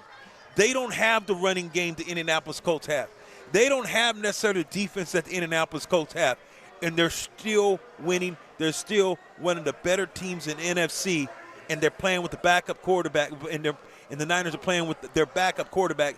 This is pretty amazing. It's very amazing what they're doing. It's very amazing that they're continuing to have success. I just want to see how it comes together today. You're going against one of the number one defense. You're playing against a guy who's going to get after you. You're playing against a head coach that's a defensive-minded guy. He's going to try to make you one-dimensional. I want to see what the Niners have in store, what Robert Saleh, what Shanahan has on offense. Can they keep Mike Jones? Can they keep Matt Jones upright? Can they protect him? And can you score more than what Atlanta can? Yeah, I mean, I think we have also learned that, if Atlanta's a team and they don't score a ridiculous amount, but like Tampa, we said it last week. If Tampa gets 30 points, the Niners cannot win that football game. No. It's a game that they have to keep, 24, 23, 22 points. I think they have a better chance of keeping Atlanta in that range. Though the Falcons have a better run game than the Buccaneers, I think Baker Mayfield, he's just a guy that has made every single play for that football team so far this year, and it's a big reason why they got 5 wins. Meanwhile, the Niners, it's unfair, but I really do think the only difference to me in that football game last week was the quarterback play. Baker Mayfield is just at a higher level, and I think by the way, if Brock Purdy had played that game, I still think they lose because Brock is not 100%, but I think it goes to show that Mac Jones, he can do enough to win you a football game, but the defense just needed to make 1 or 2 more plays. Like you said, just getting a guy on the ground, being a little more physical at the point of attack. If they can do that tonight against Atlanta, I think they win this football. I think there's a reason why the Niners are favored in this football game tonight, which a lot of people might raise their eyebrows at, considering the Falcons just beat the Buffalo Bills on Monday Night Football. Yeah, we talk about the Niner team. When they played against Arizona Cardinals, they're losing the game. It's 3rd down. The defense makes a stop. Gives the ball back. Niners go score. Mm-hmm. Playing against the Rams. Needed a play. Punch out the ball in the goal line. Niners win the ball game. Think about the games that they won against Saints. Boom. Get a sack. Close it out. Against Seattle, Seattle's going in to score to win the game, close it. The defense made a play to give the ball back, and what happens? They drive down the field, and Purdy scores a touchdown, scrambles out, and scores a touchdown. So when you think about the games that they won, the defense made one play. Look at the game that you lose. You lose to Tampa Bay, 3rd and 14, where the defense makes that play, it changes the game. So games that you won by a small margin, games you're losing by a small margin because you're not good enough to blow teams out. You have to make those plays week in and week out if you're going to have success. Yeah, I mean, I think the Niners, look, they're not world beaters. They know it. But that doesn't mean that they still can't win football games. And I think that's, I don't know if it's coaching. I don't know if it's Saleh being here. That's what they were missing a little bit of last season.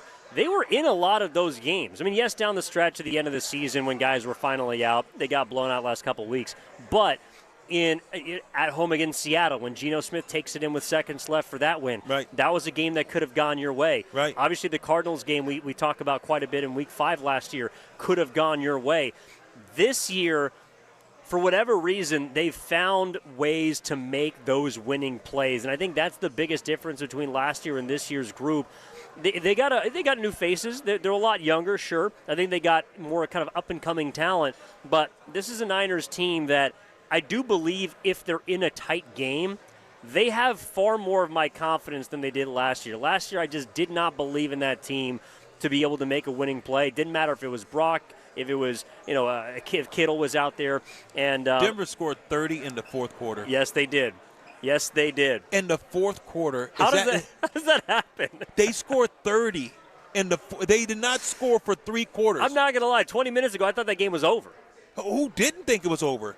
You scored 30. The Broncos didn't. That's apparently yeah. You scored 30 in 1 quarter. That's unbelievable. I wonder, has that happened in NFL? I don't think it ain't happened this year. Wait, I've watched football for a long time. I have never seen a team down 26-0 and lose in a 4th quarter. Bro, You did not score a touchdown until the fourth quarter. You had 0 points for 3 quarters. You are down 26-0, and you score 30 unanswered. Yeah. Coach, that doesn't happen, Coach. No, Coach, Coach, I don't think that happens. I think that's unbelievable. But getting back as I diverted that conversation. Yeah, no, we're talking about the Denver and New York game, by the way. It was 26-8 with 10 minutes left in the game. 26-8 with 10 minutes left in the game, but all 30 came in the fourth, though. Yes, they did. So that is a friggin' amazing, an unbelievable feat what the Denver Broncos have just done. Didn't like it. I was pulling for the Giants. Yeah, but I was too. Yes, you and I both was. So it's just going to be interesting tonight to see how this team comes together, because I think that the rest of the league is waiting for this team to crash and burn. I think when you look around the league and you think about this Niner team and where they're at and what they've accomplished thus far, I think everyone is waiting. I think it's a consensus around the league that the wheels are going to fall off this team. Yeah. The wheels on the bus, they go round and round, and I think that they believe that that these tires are flat because of injuries. These tires are low because of injuries, and I don't think the league believes that this is sustainable football. And I don't think they give this team a chance to continue and be at the end of the season that they're going to be standing. I think there's too many other good teams in the league. There's too many other teams that have more weapons that aren't injured. The injured bug hasn't hit them. So I don't believe that the rest of the league believes it. For me, I'm the outlier. I'm like, I can't believe that they played this well. I can't believe that they've been in every game. I don't think this team is going to fall out of it. I think if they miss it, it's not going to be because of lack of effort, and it's not going to be because they're not in ball games. I think the way that they play and the way that they've been built, they're competitors. They compete. I just don't know yet how big this Fred Warner loss is going to be, because the defense have struggled at times, but they bend, but they don't break. They don't make a lot of turnovers. They're not flash. But how much of that glue now is this defense? So you're going to see a team that, okay, now they give up. Is Fred 7 points? Is he 3 points? What did he help this team do? That's the question I want to ask you, Evan, is how much are you going to, what did you lose? Is it 3 points? Is it nothing? What is it? Well, I think we would agree on this, though Nick Bosa is a great player. Right. He's top 5 at his position. He's a handsomely paid man for a reason. Every 49ers fan at Luffing Monk Brewing right now would tell you Fred Warner's a bigger loss. And I think it's not just about the player themselves, but Fred Warner's the one that wears the green dot. I mean, he's the quarterback of the defense. And that impact is hard to quantify. I think you saw it a little bit in the Tampa Bay game. There just seemed to be more miscommunication on defense, guys not being in the right spots. There was a broken play touchdown right before the half where a guy got open down the sideline for a 34-yard touchdown. Those kinds of things, that's where I think when you're talking about is it 3 points, is it 7 points, it could be a touchdown. It could be a missed tackle. Right. And that's where I think, and Tatum Bethune is going to be wearing the mic tonight, and he's going to be the guy in the middle for the Niners. I think there's an opportunity for him to seize the moment, but you're not going to replace a Fred Warner. So I think missing Nick Bosa is big. Missing Fred Warner is bigger, in my opinion. No, in my opinion, I agree with you. I think it's bigger a loss because he does so much more on so many different levels. I think now, so you say, well, how do you overcome? I don't know if you – I think you overcome by offense. Now you got to score 7 more. Yeah. Now it's like how you overcome. Okay, you got to ball control. You got to get the run game going. So I think that you have to find a way offensively to score. I think you have to find a way now to say, how do we do this collectively where our team can play keep away from other teams? How do we do it collectively for we can be a better team as far as offensively, making sure that make sure we play at a higher level, to keep teams out of the end zone. what are we going to do as a team offensively to help our defense? That's the thing. You can't make up for losing Fred, like you said. But how do you offensively game plan to say, look, we know what's going on offensively, but we got to make some things happen collectively as a team to offset what's going on. Yeah, I think you're right. It's incumbent on the other phases to pick up some special of the slack. teams, a return. Okay, let's return the ball out to the 50. Okay, cool. Punt team, let's punt the ball and keep a team deep. Let's pin a team. Let's change field position. It's got to be a lot of other things to help you. If not, it might be a long night, but hopefully the San Francisco 49ers can get back to their winning ways. Again, they've been a resilient team. They've found just enough ways to make plays to get into the W column, and that's what they're going to try to do tonight against the number one defense in terms of yardage allowed in the Atlanta Falcons on Sunday Night Football. About an hour away from kickoff, we got you right through to the top of the hour and a little bit more here live from Laughing Monk Brewing in Sunnyvale. Evan Giddings, Lorenzo Neal on the kickoff show. Got a lot more, including our predictions for the final night on Sunday, as well as a review of the NFL coming your way next as the other 1 o'clock games wrap up. We got a lot more, again, on the kickoff show here live from Laughing Monk Brewing on 95.7 The Game. We're back after this. We finally switched to T-Mobile because with them, we can be connected here and there. Let's watch a movie. And we have Netflix included to enjoy our favorite shows and movies. ¿Qué tal esta? Bacanísima, pero ya la vi. Now the hard part is getting them to agree on a movie. Switch today and get the new Samsung Galaxy S25 Plus with Galaxy AI, all on the best network in the U.S. Visit a store, T-Mobile.com, or call 1-800-T-Mobile. 1-800-T-Mobile.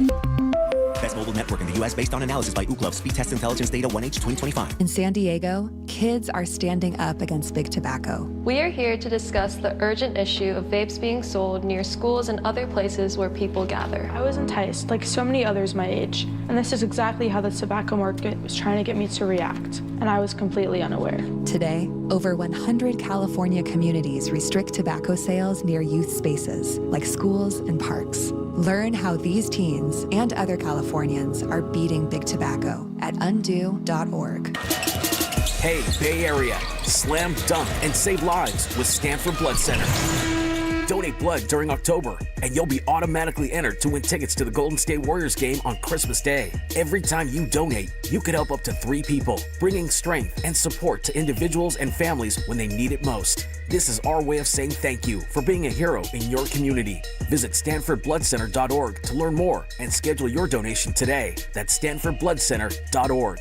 Are you curious about who offers the best deals on top-rated Samsung, LG, and Sony TVs? The answer is surprising. It's not online, and it's not the warehouse clubs. The best deals on top-rated TVs are at Video Only. Don't believe it? Then check out the trade-in deals at Video Only. How about $500 for your old TV? Try doing that online. Before you buy that new TV, drop into Video Only. If you don't, you'll be sorry. I'm Piera Palazzolo, VP of Digital Marketing for the American Management Association, a company focused on the management training skills needed to enhance the careers of business professionals. We did our research when it came to the best companies for website development and chose AmericanEagle.com. And we couldn't be happier. AmericanEagle.com worked closely with us to understand the front and back end requirements needed to launch an e-commerce website that could handle the complexities of running thousands of seminars nationwide. Our robust new website and improved SEO saw immediate increases in site traffic and web revenue. If you're in need of managerial effectiveness and success, visit our website at amanet.org. If you're in need of a website that provides an unparalleled consumer experience, I highly recommend AmericanEagle.com. Transform your business today. Dial 877-WEB-NOW1 for a free digital consultation with AmericanEagle.com. Red and Gold Game Day starts at Laughing Monk Brewing. Park for free. Enjoy amazing food, ice-cold beer, and every game on TV. Catch 95.7 The Game's pregame show. Then hop on the free shuttle straight to the stadium. Sign up now at 957thegame.com. This is Greg Nemitz from the Autism Society. The Pettinelli Financial Golf Tournament raised over $100,000 for our organization. Thank you, sponsors, players, volunteers, and thank you, Pettinelli Financial. From carriage house to glass aluminum doors, R&S Doors has a full line of commercial and residential garage doors and gates to suit anyone's taste and budget. Visit rsdoors.com. R&S Doors. Look for the red truck.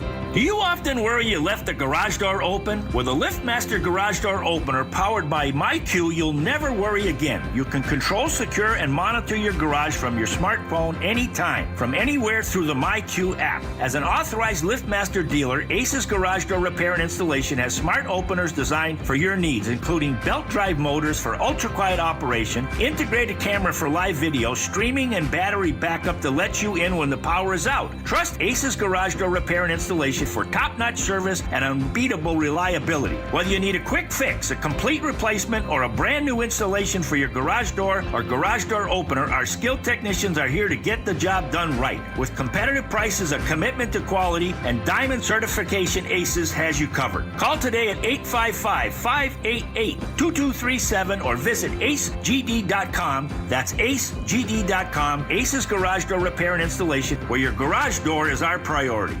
Dubs fans, it's time to score big at Cordelia RV Center. Every new 2025 RV must go before year's end with deals you won't see again. Don't wait. Hit the road in style and save thousands. Located at 680 and I-80 in Fairfield or online at CordeliaRV.com.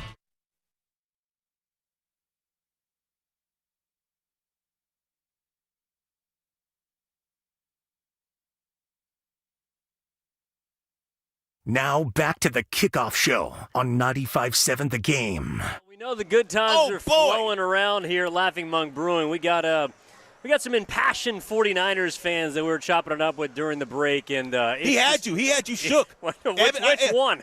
Which one? My guy came up to the table, and Ev was shook. I mean, the producers were shook. I mean, they're weaving. I got my guy coming in for a nice tackle, nice form tackle. It was like he came in like, look, I got to hold you back. I got you. I saw you, Ev. You're shaking, hand high five. You're doing the handshake. I was like, what was going on there? But I couldn't protect you. You were on your own. You did a good job. Well, see, and this is where I got to be better. I got to be better. You are an example for me. You know what it's like when people want to come up and talk to you. They're feeling good. They want to give you stuff. You're just, in public, Lo, you are one of the most, perfectly suitable, just easygoing kind of fellas. Me, I'm still learning what the limelight is like, man. I'm not used to that kind of stuff. So you love being a superstar, so it's hard to say. So what getting to saying he's a superstar, and the fans come up. So we're doing radio, and he's over shaking. I'm like, so I don't make the eye contact. See what you do, you make the eye contact, and once you do that, you're giving them you let them come in. That's the invitation. So you give them the invitation to come in. So you got to just like do like that, and you just glance up, and then you see how I was locked in with you. You're like, come on over here, shake my hand. You're in mid-sentence. You're shaking hands, high-fiving, giving the bro shake. I was like, dude, I didn't know you had that kind of skills, baby. Well, you're setting the example during the commercial break. You're getting up, shaking hands, kissing babies, taking pictures. There was a guy who had a Lorenzo Neal Fresno State trading card, which I hadn't seen the number 22 in quite some time. Yeah. Oh, boy. They're still out there, man. At 20, I couldn't believe it. I don't know where he went to the archives and grabbed that Deuce 22. Like, I knew 41. I didn't know 22. Yeah, you're like, when'd you change the number? What's that 22 jersey? I was like, yeah, I used to be a running back in the day, baby. I used to tote that mail. I used to be back in Fresno, baby, in the know. So I used to make it happen. But no, I'm telling you right now, man, come down to the Laughing Monk, hang out, great food, great wings, great time. The people are here. They're having a good time. We're getting it in. I mean, it's one word to describe it, legendary. I mean, the bar's hopping. The fans are great. We're talking Niners, watching the games. We got got games on. You got the Cowboy game on. You watch the Charger game on. You watch Denver. I mean, whatever you want, you can have whatever you like. And then after you get done, you freaking jump on the shuttle, take you to the game, take you back from the game. I mean, who has it better than us? Nobody. And right now, apparently, I take that back. The New York Giants might have it better than us. Apparently, they just scored with 30 seconds left to go up 32-30. Get out of here. It's 43 points in the fourth quarter combined. 30 by the Broncos, crazy. 2 touchdowns by the Giants. That is one of the most, there's a lot of people here, shall we call it, lubricated games of the year. That's going to turn into an instant classic. You're down by 30. You score 30 to take the lead. The Giants Dart, the rookie, comes into the game and says, let me reintroduce myself. My name is Dart, and let me show you what I'm going to do. And he took them down to score a touchdown. That's pretty amazing. On the road at Malahide in Denver, legendary. I mean, not a lot of teams can go do that. Number one, I mean, you got to give credit to a team like Denver just to come back. Yeah. I don't know what happened in that fourth quarter, and that's why football is a game that, yes, you play the full 60, but we've been talking about it. One of the reasons why the Niners are in a position to move to 5-2 is because they've made plays in money time. And that's what it's going to take tonight against Atlanta. But I cannot imagine the amount of plays made in a fourth quarter in which you score 30 points. I don't care if it's at home, if it's on the road, if it's in London, if it's in Siberia. You got to make plays in those kind of situations. And that football game right now, which, again, a lot of people are watching here at Laughing Monk. You can stop by, say what's up, grab a pop. That kind of game is the kind of environment that we got right now. It's rocking. Oh, it's rocking, it's rolling. And that's the kind of environment I want the Niners. I want the Niners to say, hey, look, let's score 30 and then let's keep our foot on the gas and not give them an opportunity to come back. And that's what it's going to be about tonight. It's about a team, a Niners team that has been in dogfights this whole year. But the good thing about it, Evan, is they found a way. The good thing about it, they've been battle tested. They've been in these close games. They find a way to pull them out. They find a way to lose them. They find a way to win them. But this team has not been out of a game this year. So when you look at that and you talk about being battle-tested, talking about no letdowns, this team is playing with the chip. They're playing with a bravado. And I think they're playing with that who's next mentality. They're playing with that. You know what? No one gives us a chance to be successful. No, we're a bunch of nobodies on defense. We don't have everything. We don't have all the weapons. We don't have all the different things that are surrounding us. And all we do is we find a way to battle. We find a way to win. We find a way to stick in there. And no one is giving us a chance. It's us against the world. I think that's the mentality of Shanahan. I think that's the mentality of this team. And I think when you look at Robert Saleh, guy got ran out of New York. Look what this guy's done with the defense that he's been given. Look how he has these guys playing. He has them doing their job, bending but not breaking. Tonight is going to be a prime example. Sunday night, under the lights, at home, with the world watching you, which Niner defense shows up tonight for me? Evan, what do you think is going to happen in an hour when the lights go on and it's time to go? What are you looking for? What do you think Saleh's going to get? And who's your guy that you're looking for to cause some damage? Well, the one thing they're going to do, and now you're making eye contact with people, and that might be bringing them over too. The thing is, the one thing that they will do tonight that they did not do against Tampa, I believe, is win the turnover battle. I think that's what killed them against the Buccaneers. Yes, the early one hurt, but it's miscommunication. To me, it was the fact that they couldn't turn over the Buccaneers, that they could not give themselves an extra scoring opportunity. And I think that Atlanta's a team, they're going to give you some. They are going to give you a ball. Penix is going to put the ball in harm's way. He's someone that's going to, I don't know if it's over the middle. I don't know if it's tipped to the line of scrimmage. I don't know if it's the Niners getting to him in the backfield. Penix is going to give him one. And so I think the Niners, why I think they would win the game tonight is because they're going to play more mistake-free football than they did against Tampa. I also think, to your point from our last segment, is really interesting to me about how the rest of the league is waiting for the Niners to turn into a pumpkin. Right. They're waiting for the clock to strike midnight on San Francisco. I completely agree. And I think it's because they haven't watched this team through 6 games. If you watch the games, you understand why they're 4-2. I think that this, on a national stage, is their chance to let people know why they're a legitimate team. Are they a perfect club? No. Do they have holes? Yes. But they win football games because they're tough, because they make enough plays, because they take care of the ball, and because the backups have not allowed a massive fall off the way that last year's team and the guys that had to step in did. I think that's the difference. And so what they're looking for now on Sunday Night Football is in an announcement in Week 7 that this team is legitimate. I totally you all right agree. over there, buddy? Yeah, I'm all right. The guy was trying to pick up some trash. I'm telling you, this place is amazing, man. You got the service. The guys ask me, do I need anything? I'm on traffic. Radio. They're asking me, I need anything. But I'm able to multitask, so don't count me out yet. I was listening to what you're putting down, and I'm going to come back. I really believe the running game.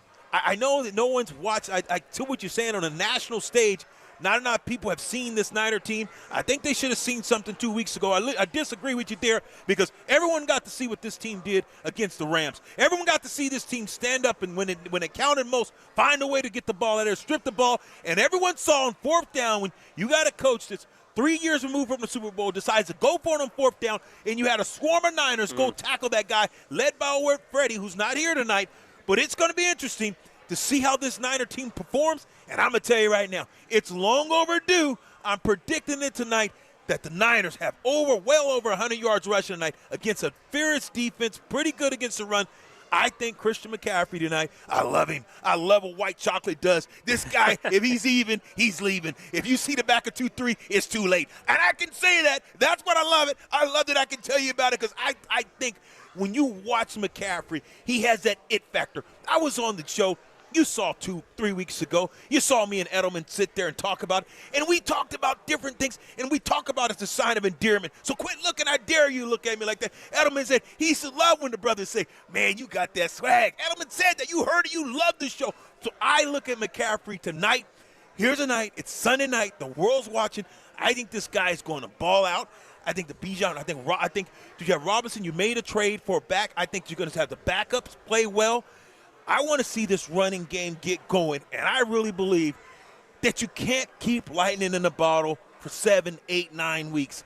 I really believe they're going to find a way because everyone's talking about Atlanta's running game. Mm-hmm. No one's really talking about this Niner running game. I think the running backs by committee, I think tonight they clips well over 100 yards tonight. Last week was the first week they got a rushing touchdown. Lorenzo Neal's predicting this is the first week that they get a 100-yard rusher. And it could be Christian McCaffrey.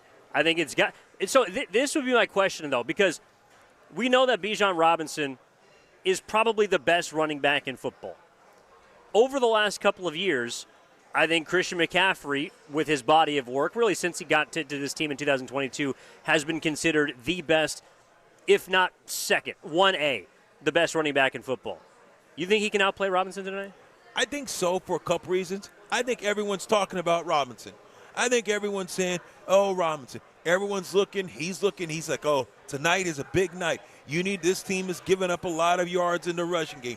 Everyone's talking about it. And I think, look, you got McCaffrey over there saying, okay, everyone wants to talk about them. Everyone's talking about their ability to run the ball. Everyone's saying that they're going to sit here and run the ball, and we can't. If you're McCaffrey, which McCaffrey doesn't get caught up in all that junk. How about the Denver Broncos still won that football game? You thought they weren't going to win that game. No, they didn't. Denver Broncos came back to win that football game. You thought that the Giants was going to win that game. How about the Denver Broncos with 30 seconds left finds a way to go down and score? The Giants don't win 33 points in the fourth quarter. That's an instant classic.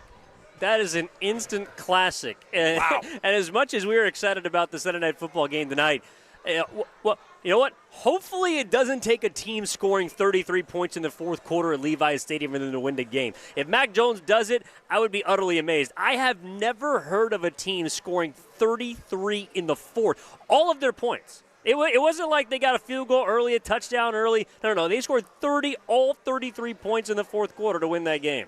Oh, my goodness. 3 points in one quarter. That's ridiculous. That's ridiculous. If you're the Giants, you got to be just sick. How do you get – The Niners haven't scored 33 points this season. Right. So I'll tell you what, wow. That just – I mean, that's why we love this game. We love talking football. I love doing this with you on Sundays, man, because we can bounce around the league. We can watch what we see what a lot of teams doing. Look at the Chicago Bears. They beat the New Orleans Saints.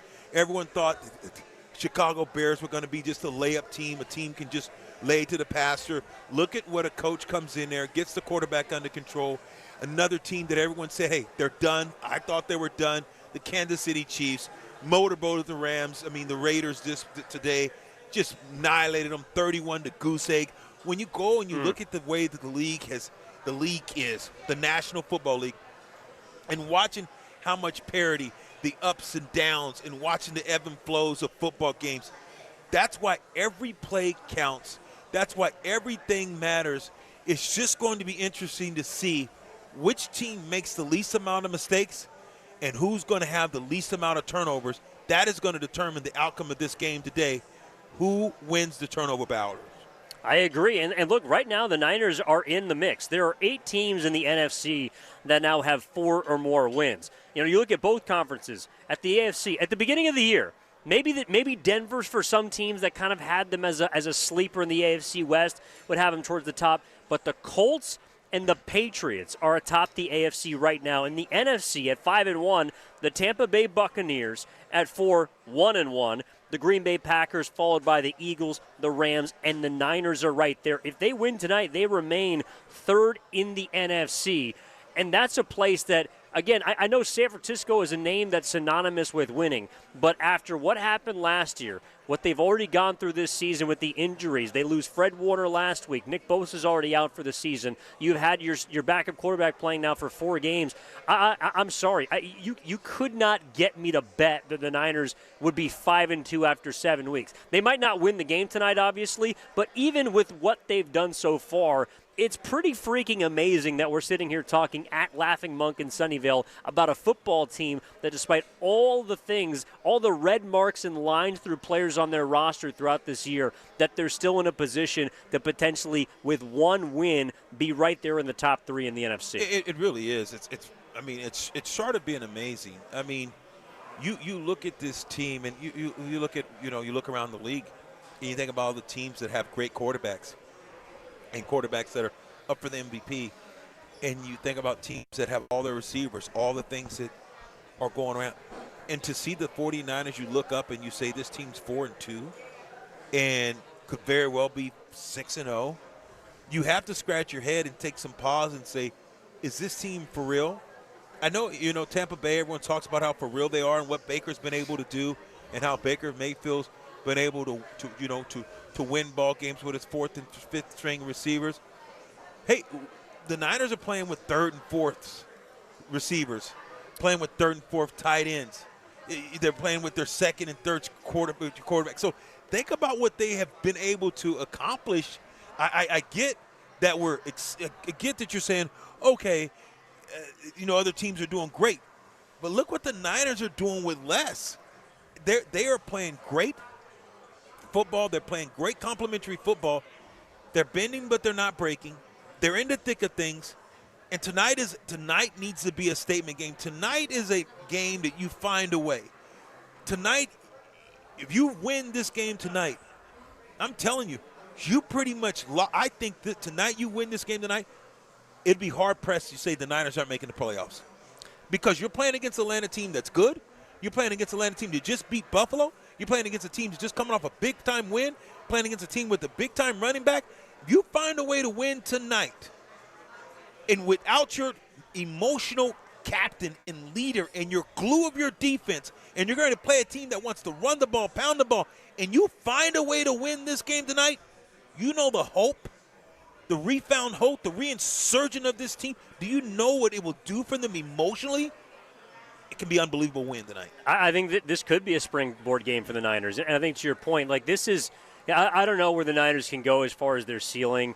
I don't know with the guys that they are going to get back at some point this season how good this team can get. But what I do know is right now it's Operation Playoffs. And I think that 10 wins is going to get you into the dance. Right now, you basically the rest of the way are looking at going 6 and 5. Like this is, this is possible. This is the game. This is a huge swing game for them. If they get this win, I would be willing to bet that they make the playoffs. You and I are in the same church, same pew, and I'll sit on your laps. Evan. It would also make them 5-1 in the NFC. That's another part about this season too that's kind of quietly flown under the radar. It's not just the fact that they're 4-2, but they've won the important games. They're 3-0 already against their division. With a win tonight, they would be 5-1 against the NFC. That, in terms of tiebreakers, positioning, that's all important. And so the Niners, yes, they have a couple of tough games coming up. Like they play at Houston, they play at New York. But I got some good news for you. If you win tonight against Atlanta, not that you are going to take games off, but you ease your path to the postseason. And I think that a Kyle Shanahan-led team understands how important this is. Yeah, I think that both teams tonight understands the position they're playing for. I think you're going to see these two teams play good football. This is a game that, the world gets to see you play in the stage. Of course, every Sunday teams get to see you play, and I get that. But this is now all the games are over. You're the last game that's on the show, on the docket today. So I think this is the one game tonight that you say, hey, look, we got to just be a little bit more attention to detail. It's about turning up the heat just a little bit more. It's about finding a way, finding your edge to say, whatever you're doing, do your job, but just do it to excellence. Don't try to do anyone else's job, but do your job, but turn it up just a little bit more.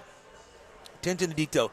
Hold your water. Stay on sides. Let's win the turnover battle. Let's win. Let's have less penalties. Let's stay under 50. Let's stay under 40 yards. Man, make it an effort to say, look, let's stay under 40 yards, stay under, at the most 50 yards in penalties. Look, you can live with 2 or 3 offsides. Okay, maybe you're going to get one holding or a holding on offense, a holding on defense. That's 20 yards. 2, 3 offsides. You get 30 already. So if you can maybe get one, if you can limit that, the penalties, you cut it down to 30 yards. You have to be different. That's what this game is about tonight. How do we be different? How do we do those little things a little bit better than the other teams? That's attention to details, and that's how you win ball games. And I think that's what separated them from their opponents. I mean, on paper, it's like, I think that's one of the reasons why a lot of people look at the Niners and say, well, they're not really that good, right? They're not going to be able to sustain this over the course of 17 games. And it's because of the name. They're just reading the names and the numbers on the jerseys. What I think the Niners have made a point of emphasis this year, I think it starts with Saleh. I think it starts with Shanahan. I think it starts with their special teams coordinator. It is minimizing the mistakes that last year cost them. Details. This team has proved how important attention to detail is this year because they're not more talented than the Rams. They still beat them on a short week on the road.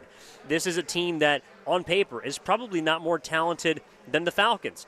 But I think what's going to be the difference in this game is, to your point, penalties, capitalizing on mistakes, not putting the ball in harm's way.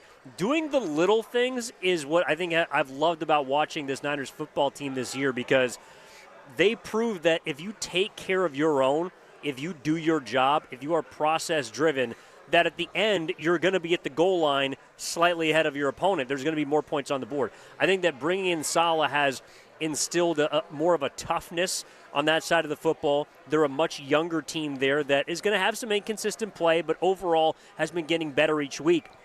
And now your offense, this is the game where I think that they need to take the lead. I think the defense through the first 6 weeks of the season, has largely led this football team.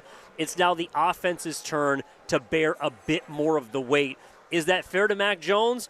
Not necessarily, but I think that in what he's shown so far, he's up for the challenge. He has to be, and what he's shown that he can go out and play.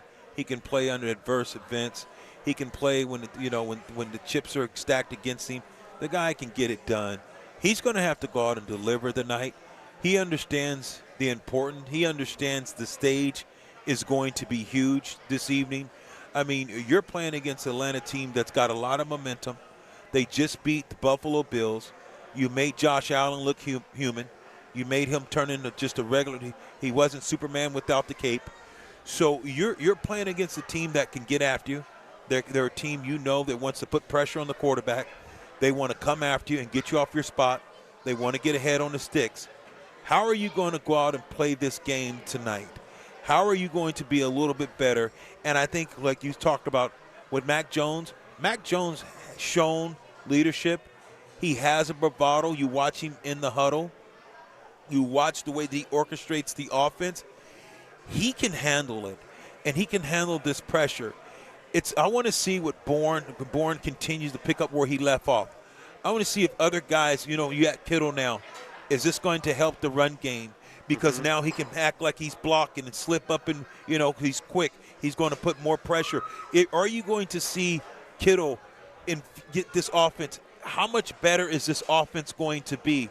How much better is this offense going to be with Kittle And also now you have McCaffrey being able to run to Kittle's side. When he blocks down, the backside becomes the front side. He's able with Trent. You have to realize Trent and Kittle, they block great together. Their combination block, their Y block, and their U, the blocking scheme that they do together. So what is this going to do for the run game? Because Kittle's not just a prolific receiver that everyone talks about his catching ability. Of course, 1,000-yard seasons, what he's been able to do. Let's put some respect on this man's name, what he brings to the passing game and what he brings to the running game as far as being a great blocker and how he's able to create a new line of scrimmage and how he great with the double teams. I think that Kittle is going to be a huge factor in the run game tonight. I mean, you can make a case you're getting the best tight end back in the NFL with what he contributes in both facets of offense and run and pass. You know, I think it also allows them to play a little bit bigger. You can have Kittle and now Tonjes on the field at the same time, which could help your passing game. You can put Luke Farrell in, who's more of a blocking tight end. You can introduce Juszczyk around the backfield. I think it makes them more flexible and a little more chameleon-like offensively, which though Raheem Morris and Jeff Ulbrich have done a really good job this year defensively for the Falcons, and the numbers would show you that, you know, when Shanahan has sort of those the players that can do a little bit of everything, it makes it much more difficult to assume where they're going to go with the ball. And so I think Mac Jones is someone that is only going to benefit from having George Kittle, and I think that McCaffrey is someone too. Yeah, I don't know if they're going to have to throw it to him 12 times out of the backfield tonight because Kittle's back. Yeah, I think what you're looking for, the word that you were saying, you said everything, but the word is versatility. Yes. What it does for the offense, having Kittle back, it gives the offense more versatility. It makes you now say, hey, we got to cover every blade of grass even more prolific as a defense, because now when you get in 12 personnel and if you start to stretch run and now you have Kittle, freaking going on a route. Now you're in 12 personnel. Now you have Kittle blocking at the point of attack. Now you can bring boom, go, have Kittle in the game, move Juszczyk, have him line up on the line, back off, motion. Now you have more shifts and more motions, and now you have defense that they got to declare, whether they're playing man or zone, different things. So you make them show their hand. That's what you do. So you give them way more versatility, because also, you can move Kittle as well. You can line him up in the slot and see who's going to cover him. Is a linebacker going to cover him? Or now do they got to go dime person? Do they got to go nickel personnel because you're in 12 personnel? Are we going to go nickel, take a linebacker off the field because Kittle now is out there in the slot? Are you going to cover him with a tight end? Are you going to cover him with a safety? So Kittle is going to give you way more versatility, and you're also going to make defenses think about nickel personnel compared to playing base personnel because Kittle's in the game. Yeah, I mean, I think for me, I don't know if it's a target number for you, Lo, and also a reminder that you are listening to 95.7 The Game, KGMZ FM and HD1 San Francisco, an Odyssey Sports Station, and the home of the Golden State Warriors and Valkyries, always live on the free Odyssey app, coming to you live literally from Laughing Monk Righteously Brewed in San Francisco. We're live here in Sunnyvale before the Niners take on the Falcons in just a little bit here on Sunday Night Football. I don't know if there's a target number for you in regards to what the offense has to do tonight, but I think that the 25 to 27 range to me is where that to me is going to be good enough to get it done against Atlanta. It is a Falcons team whose defense has been awesome, 7th in terms of points per game against, but they haven't had a bunch of breakout, prolific, high-scoring offensive outputs. To me, if Mac Jones and company with Kittle and McCaffrey can get you somewhere in the 25 to 27 range, I think this is the ball game they'll win tonight. Yeah, I think you have to. I don't think that 18 or 20 is going to win it tonight. I know that it can win it. I know that it's possible, but I don't think it's probable, because you're going to have an Atlanta team that can score some points. I think you're going to have to get over that 21. So it's just going to be interesting tonight to see how this Niner team offensively executes, and also how they execute defensively. Mm-hmm. Because I think that they have defensively, you have to do some things too, to keep their quarterback off schedule, to make sure you make them frustrated. You can't just let them run the ball up and down the field or run on you, and then you get 2nd and 3, 2nd and 2, because 2nd and 2, now you can look for the big shots. If you create that opportunity for Atlanta, they'll take some shots and you'll give it up. That's why you got to be big tonight on first and second down. You got to win those downs. You can't let this team stay two-dimensional. You have to make them say, look, we're not going to let you beat us running and passing the ball. And it's going to be hard because, like you alluded to, you're playing against a very capable and very good back. I think when you look at what Indy's been able to do with JT, Jonathan Taylor, they might have the best back. I mean, I think he's playing great too. So, but these two backs are pretty comparable. So it's going to be interesting to see how do you slow down the run. You're not going to stop them, but you got to slow it down. You got to find a way to limit this team to 80 or 90 yards rushing, because I'm not going to be realistic and say you got to hold them to 40, 50 yards. Yeah. It's possible, but it's not probable. So I want to see, can they keep this guy under 100? Can you keep this guy under 100 and you keep him under 200 yards passing? That's where I think you can win this ball game. It's going to take a great effort. You keep him under 200-yard passing and you keep him under 100 yards rushing. I think you win this game. It's going to be a great game. This is not going to be I don't believe this is going to be a blowout. I don't think the Niners are capable, and I really don't think the Atlanta Falcons are capable either of blowing them out. No, I don't think this is going to be a shootout. I think it's going to be a game that someone's going to separate in the second half. I think defense is going to absolutely matter. We always talk about it. Turnovers are going to make a huge difference. I think that absolutely matters for these two teams specifically. When the Falcons have turned over the ball, they've ran into trouble. When the Niners have turned over the ball, they've ran into trouble. When they take care of the football, they're generally moving ahead of the chains, and they're playing well. I think to your point, too, limiting Robinson as a runner and then making things more difficult for Penix, who not just has Pitts, he's got Drake London, who's a fantastic 6'5" weapon through the air for Atlanta. Getting them off the field, I think time of possession in a way is going to dictate who wins this football game. Sure. It might not be sexy, but it's going to be a physical game where when Atlanta possesses the ball, it's because they're moving it. Tyler Algiers, their backup running back, is a secondary option for them, certainly more so than Brian Robinson has been for the Niners, but they keep the ball. They keep the clock moving, and they keep your defense off the football field. Or they keep your defense on the football field, pardon me. The Niners haven't really been able to do that except for the first couple games this year. If they get back to basics, controlling the clock, Mac Jones, third and shorts, third and mediums, converting them, allowing receivers to get open and make plays, Kittle getting reintroduced and getting involved, that to me is where that also allows their special teams to be a weapon. Eddie Pinheiro has been perfect so far this year, playing the position game. I don't think this is going to be necessarily a big, sexy type of shootout. I think this football game is going to be won in many of the ways that the Niners have done it so far, which is we prove that we're the tougher football team when it comes down to brass taxes. Yeah, I think you're absolutely right. And we always say offense counts as a third, defense counts as a third, and special teams counts as a third. It's going to be interesting to see how special teams plays tonight. Field position, punt returns, kickoff returns, punt, trapping teams down there, putting the ball inside the line of play, keep it inside the 10-yard line, make sure the ball drops in the right area. How many times have we seen teams kick the ball out of bounds and the ball, now teams start on the 40? You gotta play big on special teams. You need to be very, very effective. So it's going to come down to a lot of moving parts tonight. It's like, okay, look, how do we go out here and play Niner type of football that's going to win, that's going to dictate and come out with the win? It's going to be very simple.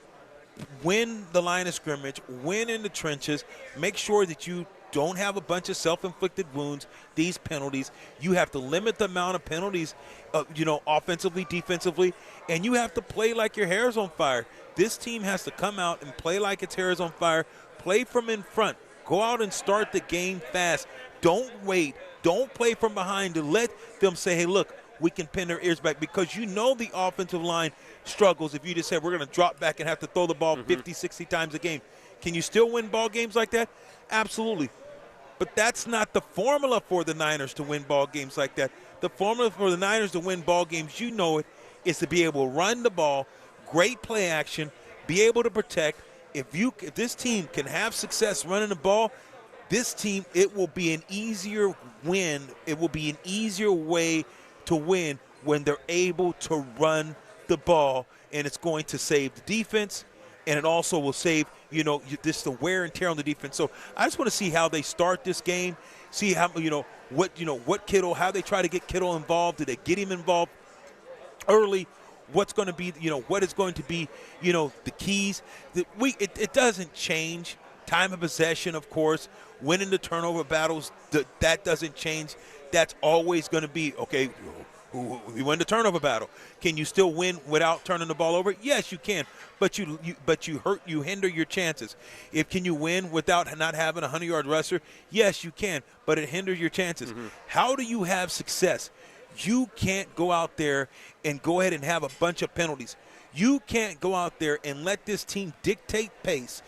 That means, how do they dictate pace? If you let them run on first down and it's 2nd and 1 and it's 2nd and 2. Now on 2nd down and 2, if you're in that situation, now you can throw the ball deep. You can go play action. You have so many things that you have to cover.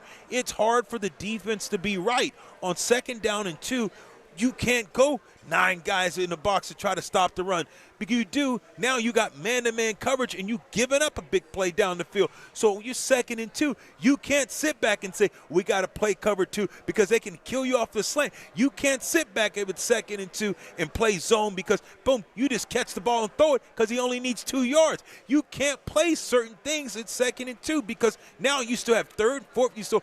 You have to make sure you don't give this team an easy opportunity to be in situations where they're ahead of the sticks, and now you can't dictate anything, and that's when they have to dictate what you do, and that puts it hard, and that makes it a tough out for this Niners team. And I think the Niners can do most of those things to get them in a position, again, to be successful, and I think specifically early in the game, because both of these teams like to run the football, they like to keep the ball, and I think whoever scores first in many ways is going to have, I think, a great shot to win this game. So with our final predictions for this game, before I throw it to you for the final word, I do think the Niners win this football game. Some of it is because of what San Francisco has proven to me so far. Some of it is also, it's difficult for me off a big win, the biggest win of their season, short week, traveling. I think it's a tough spot for the Falcons. I also think they're just an inconsistent group, and Penix can either be great or he can throw you out of a game. One of the reasons why I like the Niners in this spot is I think their quarterback is not someone who's going to lose them the football game.